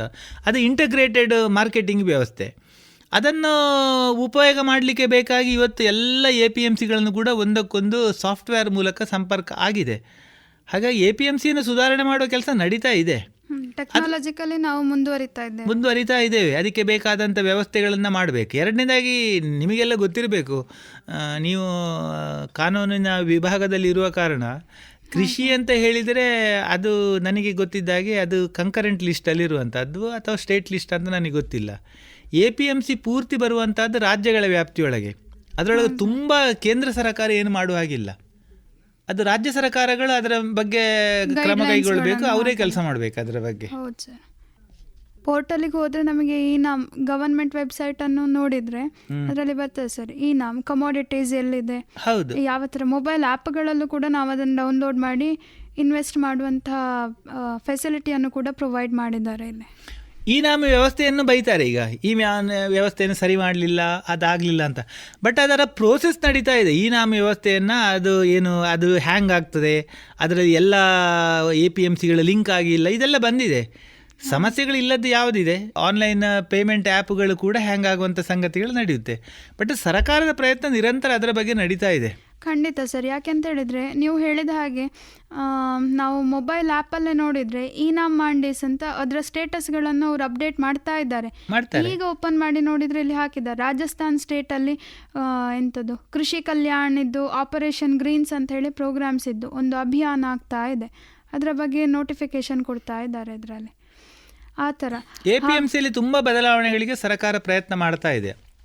ಆದರೆ ಕೃಷಿಕನ ಮೂಲ ಸಮಸ್ಯೆ ಪರಿಹಾರ ಆಗಲಿಲ್ಲ. ಇವತ್ತಿನ ಮೂಲ ಸಮಸ್ಯೆ ಅವತ್ತಿನ ಮೂಲ ಸಮಸ್ಯೆ ಅಲ್ಲ. ಇವತ್ತಿನ ಮೂಲ ಸಮಸ್ಯೆ ಏನಂತ ಹೇಳಿದ್ರೆ ರೆಮ್ಯುನರೇಟಿವ್ ಪ್ರೈಸ್ ರೈತರಿಗೆ ಸಿಗ್ತಾ ಇಲ್ಲ. ಹಾಗಾಗಿ ಆತ್ಮಹತ್ಯೆಗಳು ನಡೀತಾ ಇದೆ. ಅದಕ್ಕೆ ಬೇಕಾಗಿ ಪರಿಹಾರಕ್ಕೆ ಬೇಕಾಗಿ ಒಂದು ಮಾರ್ಗ ಹುಡುಕಬೇಕಲ್ಲ. ಈಗ ಮುಷ್ಕರ ಮಾಡಿದವರು, ಈಗ ನಾನು ಮತ್ತೆ ಹೇಳ್ತೇನೆ, ಅವರ ಬಗ್ಗೆ ನನಗೆ ಸಿಂಪತಿ ಇದೆ. ಬಟ್ ಮುಷ್ಕರ ಮಾಡುವವರು ಈ ಕಾನೂನಿನ ಬದಲು ಬೇರೆ ಏನು ಸಲಹೆ ಕೊಡಲಿಲ್ಲ. ಇದು ಬೇಡ ಅಂತ ಹೇಳಿದ್ದಾರೆ ಬಿಟ್ಟರೆ ರೈತರ ರೆಮ್ಯುನರೇಟಿವ್ ಪ್ರೈಸ್ ಸಿಗಲಿಕ್ಕೆ ನಿಮ್ಮ ಸಲಹೆ ಏನು ಅಂತ ಯಾರು ಕೊಟ್ಟವರಿಲ್ಲ. ಈಗ ಇದು ಬೇಡ ಸರಿಯಪ್ಪ, ಬೇರೆ ಏನು ಅಂತ ಹೇಳ್ಬೋದಲ್ಲ, ಅದು ಯಾರು ಹೇಳಿಲ್ಲ. APMC ಹಾಗೆ ಇದೆ, APMC ಹಾಗೆ ಇರುತ್ತೆ ಕೂಡ. ಈಗ APMCಯಿಂದ ಜಾಸ್ತಿಗೆ ನನಗೆ ನೀರುಳ್ಳಿ ಹೊರಗಡೆ ಮಾರುಕಟ್ಟೆಯಲ್ಲಿ ಹೋಗ್ತದೆ ಅಂತ ಈಗ ಆ್ಯಕ್ಚುಲಿ ರಾಜ್ಯ ಸರ್ಕಾರದ APMCಗಳೇ ತುಂಬ ವಸ್ತುಗಳನ್ನು APMC ವ್ಯಾಪ್ತಿಯಿಂದ ಹೊರಗಿಟ್ಟಾಗಿದೆ. ಕರ್ನಾಟಕ ರಾಜ್ಯದಲ್ಲಿ ಹಲವು ತರಕಾರಿಗಳು ಸುಮಾರು ಅಂಶಗಳನ್ನು APMC ವ್ಯಾಪ್ತಿ ಬಿಟ್ಟು ರೈತ ಎಲ್ಲಿ ಮಾರಬಹುದು ಅಂತ ಹೇಳಿ ಆಗಿದೆ. ಸರ್, ಹಾಗಾದರೆ ನಾನು ಕೇಳು, ನೀವು ಆಗ ಕಾಂಟ್ರಾಕ್ಟ್ ಫಾರ್ಮಿಂಗ್ ಇದ್ದು ಹೇಳಿದ್ರಲ್ಲ ಬಗ್ಗೆ, ಈ ಕಂಪನಿಗಳು ಡೈರೆಕ್ಟಾಗಿ ಅಂಥ ಫಾರ್ಮರ್ಸನ್ನು ಅಂದರೆ ರೈತರನ್ನು ಅಪ್ರೋಚ್ ಮಾಡಿ ಅಂದರೆ ಲಾರ್ಜ್ ಸ್ಕೇಲಲ್ಲಿ ಮಾಡ್ತಾ ಇದ್ದರೆ, ನಾನು ಹೇಳ್ತಾ ಇರುವಂಥ ಪ್ರೊಡಕ್ಷನ್ಸ್ ಕೃಷಿ ಉತ್ಪಾದನೆ ಮಾಡ್ತಾ ಇದ್ದಾನೆ ಅಂತ ಹೇಳ್ಕೊಳ್ಳಿ. ಅಂಥ ಸಂದರ್ಭದಲ್ಲಿ ಡೈರೆಕ್ಟಾಗಿ ಈಗ ಯಾವುದೇ ಕಂಪನಿ ಆಗಿರ್ಬೋದು, ಲಾರ್ಜ್ ಸ್ಕೇಲ್ ಇಂಡಸ್ಟ್ರೀಸ್ ಬಂದು ಅಪ್ರೋಚ್ ಮಾಡಿ ಕೈಗಾರಿಕೀಕರಣಕ್ಕೂ ಇದಕ್ಕೂ ವ್ಯಾಪಾರವನ್ನು ಮಾಡಿಕೊಳ್ಳುವಂಥ ಎಗ್ರಿಮೆಂಟ್ಸಿಗೆ ಒಪ್ಕೊಳ್ತಾರೆ ಅಂತ ಇದ್ದರೆ ಅದು ರೈತರ ಪರವಾಗಿ ಆಯಿತು ಅಂತ ಹೇಳುವಂತಹ ಅರ್ಥದಲ್ಲಿ ನಾವು ಇದೆ. ಆದರೆ ಅದರಲ್ಲಿರುವ ಸಮಸ್ಯೆಗಳನ್ನು ಅವರು ಹೈಲೈಟ್ ಮಾಡಿದ್ದಾರೆ ಅಷ್ಟೇ. ನೀವು ಆಕ್ಚುಲಿ ಹೇಳಿದ್ದು ಎರಡನೇ ಕಾನೂನು, ಇದು ವ್ಯಾಪಾರದ್ದು. ಕಾಂಟ್ರಾಕ್ಟ್ ಫಾರ್ಮಿಂಗ್ ಸ್ವಲ್ಪ ಭಿನ್ನದ್ದು. ಟ್ರೇಡ್ ಅಂಡ್ ಕಾಮರ್ಸ್ಗೆ ಸಂಬಂಧಪಟ್ಟ ಹಾಗೆ ನಾನು ಮಾತಾಡ್ತಾ ಇರುವಂತ. ಈಗ ಕಾಂಟ್ರಾಕ್ಟ್ ಫಾರ್ಮಿಂಗಿನ ಬಗ್ಗೆ ಹೇಳುವುದಾದ್ರೆ ಇದರಲ್ಲಿ ಇರುವಂಥ ಸಮಸ್ಯೆ, ಅವರು ಹೇಳುವಂಥ ಸಮಸ್ಯೆಗಳೇನು ಅಂತ ಹೇಳಿದರೆ, ಅವರು ನಾಡ್ದು ಕ್ವಾಲಿಟಿ ಸರಿ ಇಲ್ಲ ಅಂತ ಹೇಳಿ ಬಿಡ್ಬೋದು, ಅವರು ಹೇಳುವಂಥ ಪ್ರೈಸ್ ಕೊಡಲಿಲ್ಲ ಅಂತ ಆದರೆ ಬಿಡ್ಬೋದು, ಅಥವಾ ಅವ್ರು ಏನಾದ್ರು ಆಬ್ಜೆಕ್ಷನ್ ಹಾಕಿತ್ತು ಅಂತ ಆದರೆ ನಮಗೆ ತಹಶೀಲ್ದಾರ್ AC ಅವರಿಗೆ ಅವರ ನೇತೃತ್ವದಲ್ಲಿ ಒಂದು ಕಮಿಟಿ ಮಾಡಿದರೆ ಅವರು ಕೊಟ್ಟಂಥ ತೀರ್ಮಾನ ಫೈನಲ್ ಅಂತ ಇದೆ. ಕೋರ್ಟಿಗೆ, ಲೀಗಲ್ ಕೋರ್ಟಿಗೆ ಹೋಗುವಂಥ ವ್ಯವಸ್ಥೆ ಇಲ್ಲ. ಇದನ್ನೆಲ್ಲ ಅವರು ಹೇಳ್ತಾ ಇದ್ದಾರೆ. ಇದು ಸರಿ ಇದೆ, ತಪ್ಪು ಅಂತ ನಾನು ಹೇಳುವುದಿಲ್ಲ. ಆದರೆ ಇದೇ ಕಾನೂನಲ್ಲಿ ಅವರು ಏನು ಹೇಳ್ತಾರೆ ಅಂತ ಹೇಳಿದರೆ, ಸರ್ಕಾರಿ ಅಧಿಕಾರಿಗಳ ಬ್ಯೂರಾಕ್ರಸಿಯನ್ನು ಕಂಪನಿಯವರ ಲಾಯರ್ಸ್ ಬಂದು ಅವರು ಹಣ ಕೊಟ್ಟು ಅವರನ್ನು ಹತೋಟಿಗೆ ತೆಕ್ಕೊಳ್ತಾರೆ, ಅಥವಾ ಅವರು ಅಧಿಕಾರದ ಬಲದಿಂದ ಅವರನ್ನು ಟ್ರಾನ್ಸ್ಫರ್ ಮಾಡಿಸ್ಬೋದು. ತೀರ್ಮಾನ ಅವರಿಗೆ ಬೇಕಾದಾಗೆ ಬಂದರೆ ರೈತ ಏನು ಮಾಡಬೇಕು, ರೈತನಿಗೆ ಕೋರ್ಟಿಗೆ ಹೋಗಲಿಕ್ಕೆ ಅವಕಾಶ ಇಲ್ಲ ಅಂತ ಹೇಳ್ತಾರೆ. ಅದರ ಬದಲಿಗೆ ಕೋರ್ಟಿಗೆ ಹೋಗೋದು ಅಂತ ತೀರ್ಮಾನ ಮಾಡಿರ್ತಿದ್ರೆ ರೈತ ಎನಿ ಟೈಮ್ ಯಾರು ಕೋರ್ಟಲ್ಲಿ ಹೋಗಿ ಅದನ್ನು ಕ್ವೆಶ್ಚನ್ ಮಾಡ್ಬೋದು ಅಂತ ಇದ್ದರೆ, ಕೋರ್ಟಲ್ಲಿ ಕಂಪನಿಯವರು 10 ವರ್ಷ ಕೇಸ್ ಎಳಿತಾರೆ, ರೈತನಿಗೆ ಹಣ ಸಿಕ್ಲಿಕ್ಕುಂಟ? ಅದು ಇಮಿಡಿಯೇಟ್ ಮುಗಿಬೇಕು ಹೇಳುವ ಕಾರಣಕ್ಕಾಗಿ ಈ ಒಂದು ವ್ಯವಸ್ಥೆಯನ್ನು ಮಾಡಿರುವಂಥದ್ದು. ಇನ್ನು ತುಂಬ ಕ್ಲಾಸ್ಗಳಿದೆ ಅದರಲ್ಲಿ. ಅದು ಇಟ್ ಇಸ್ ಎ ಡೀಟೇಲ್ಡ್ ಲಾ, ಅದು 10-18 ಪುಟಗಳಿದೆ. ಅದರಲ್ಲಿ ಈಗ ಕಂಪನಿಯವರು ಕಾನ್ಫ್ಲಿಕ್ಟ್ ಆಫ್ ಏನು ನಿಮ್ಮ ಅಗ್ರಿಮೆಂಟ್ ಬಂತು ಅಂತಾದರೆ ಡಿಸ್ಪ್ಯೂಟ್ ರೆಸೊಲ್ಯೂಷನ್ಗೆ ಅವರಿಗೆ ಅವರು 1 to 1.5 ಅಂತ ನೆನಪು ನಾನು ಈಗ ನೆನಪು ಬರೋದಿಲ್ಲ, ಅಷ್ಟು ಹಣವನ್ನು ಡೆಪಾಸಿಟ್ ಮಾಡಿ ಅವರು ಕೇಸ್ ಫೈಟ್ ಮಾಡಬೇಕು. ರೈತ ಮಾಡಬೇಕಾಗಿಲ್ಲ, ಕಂಪನಿಯವರು ಅಷ್ಟು ಹಣ ಡೆಪಾಸಿಟ್ ಮಾಡಿ ಮಾತಾಡಬೇಕು. ಇನ್ನು ರೈತಂದು ತಪ್ಪು ಅಂತಾದರೆ ಆ ಕಾಂಟ್ರಾಕ್ಟ್ ಫಾರ್ಮಿಂಗಲ್ಲಿ ಎಷ್ಟು ಅಮೌಂಟ್ ಅಂತ ಒಪ್ಪಿದೆ, ಅದಕ್ಕಿಂತ ಜಾಸ್ತಿ ಪೆನಲ್ಟಿ ರೈತನಿಗೆ ಹಾಕುವಾಗಿಲ್ಲ. ಬಟ್ ಕಂಪನಿ ಮೇಲೆ ಎಷ್ಟು ಹಾಕ್ಬೋದು. ಸರ್ಕಾರಕ್ಕೆ ಆ ಸಂದರ್ಭದಲ್ಲಿ ಎಕ್ಸ್ಪರ್ಟ್ಗಳು ಏನೆಲ್ಲ ಸಲಹೆಗಳು ಕೊಟ್ಟಿದ್ದಾರೆ ಅದು ಎಲ್ಲವನ್ನು ಕೂಡ ಇನ್ಕಾರ್ಪೊರೇಟ್ ಮಾಡಿಕೊಂಡಿದೆ. ಇನ್ನು ಏನು ಅಂತ ಹೇಳಿದ್ರೆ ಅದಕ್ಕೆ ರೂಲ್ ಫ್ರೇಮ್ವರ್ಕ್ ಮಾಡಿ ಸಮಸ್ಯೆ ಬಂತು ಅಂತ. ಈಗ ದೊಡ್ಡ ದೊಡ್ಡ ಕಂಪನಿಯವರು ಮೊನಾಪಲಿ ಮಾಡಲಿಕ್ಕೆ ಇಲ್ಲ ಅಂತ ಏನಿಲ್ಲ, ಮಾಡ್ಬೋದು, ಮಾಡುವಂಥ ಅವಕಾಶಗಳು ಇರುತ್ತೆ.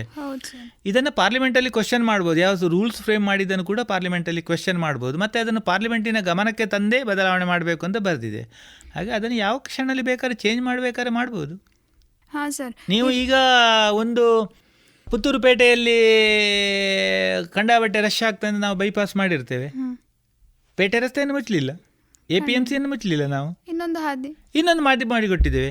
ಈಗ ಅದು ಅಗತ್ಯವೇ ಇಲ್ಲ, ಪೇಟೆಯಲ್ಲಿ ಇನ್ನು ಯಾರು ಬರುವುದಿಲ್ಲ ಅಂತ ಏನಾದರೂ ಅದು APMC ಯಾರು ಬರುವುದಿಲ್ಲ ಅಂತ ಹೇಳಿದಾಗಿದ್ದ ಸಮಸ್ಯೆ ಬರಲಿಲ್ಲ.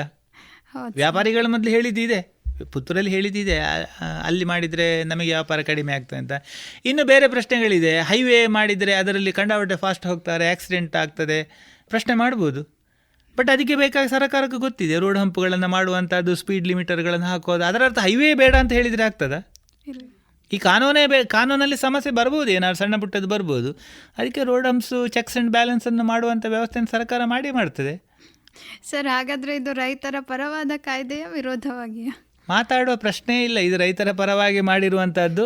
ನೀವು ಭಾಜಪ ಕಾಂಗ್ರೆಸ್ ಹೇಳೋದನ್ನು ಬದಿಗಿಟ್ಟು ಯೋಚನೆ ಮಾಡಿದರೆ ಈ ದೇಶದ ಎಲ್ಲ ಜನರು ಕೂಡ ಇದನ್ನು ರೈತರ ಪರವಾದ್ದು ಅಂತಲೇ ಒಪ್ಕೊಳ್ತಾರೆ. ಮೊದಲು ಈ ರೀತಿಯ ಮನಸ್ಥಿತಿ ಇರಲಿಲ್ಲ. 1950s ಇದೇ ರೀತಿಯ ಕಾನೂನುಗಳನ್ನು ಮಾಡುವಾಗ ಅದು ಕಾಂಗ್ರೆಸ್ ಮಾಡಿದ್ದು, BJP ಮಾಡಿದ್ದು ಅಂತ ಹೇಳುವಂಥ ಸಂಗತಿಗಳಿರಲಿಲ್ಲ. ಆವಾಗ ಗ್ರೀನ್ ರೆವಲ್ಯೂಷನ್ ಮಾಡುವಾಗ ಹೈಬ್ರಿಡ್ ಫಾರ್ಮಿಂಗ್, ಹೈಬ್ರಿಡ್ ಜಯ ಮೊದಲಾದ ಅಕ್ಕಿ, ಭತ್ತ, ಗೋಧಿ ತಳಿಗಳು ಬಂದಾಗ ಯಾರು ಕ್ವೆಶ್ಚನ್ ಮಾಡಲಿಲ್ಲ. ಯಾಕೆಂದರೆ ಆವಾಗ ಪೊಲಿಟಿಕಲಿ ಇಷ್ಟು ಕಾನ್ಷಿಯಸ್ ಆಗಿರಲಿಲ್ಲ. ಹೌದು ಸರ್. ಮತ್ತು ಅದಕ್ಕೆ ಪ್ಲಾಂಟ್ ವೆರೈಟೀಸ್ ಆ್ಯಕ್ಟ್ ಅಂತ ಇನ್ನೊಂದಿದೆ, ಪ್ಲಾಂಟ್ ವೆರೈಟೀಸ್ ಆ್ಯಕ್ಟ್ ಅಂತ. ಆ್ಯಕ್ಟಲ್ಲಿ ಹೌದು ಸರ್, ಆ ಕಾಯ್ದೆಯಲ್ಲಿ ಇಂತಹ ತಳಿಗಳು, ವಿಶೇಷವಾದಂಥ ತಳಿಗಳನ್ನು ನಾವು ಹೊರಗೆ ತರುವಾಗ ಯಾವ ಥರದಲ್ಲಿ ಅದಕ್ಕೆ ಬೇಕಾದಂಥ ಪ್ರೊಟೆಕ್ಷನ್ ಸೆಕ್ಯೂರ್ ಮಾಡುವಂಥದ್ದು ಅಂತ ಹೇಳೋದ್ರ ಬಗ್ಗೆ ಕೂಡ ಆ ಕಾಯ್ದೆಯಲ್ಲಿ ಹೇಳಿದ್ದಾರೆ. ಮತ್ತು ಒಂದು ಕಾಲಕ್ಕೆ ಭಾರತ ಕಿತ್ತು ತಿನ್ನುವ ಬಡತನ ಇರುವಂಥ ಬಡ ದೇಶ ಅಂತ ಇತ್ತು.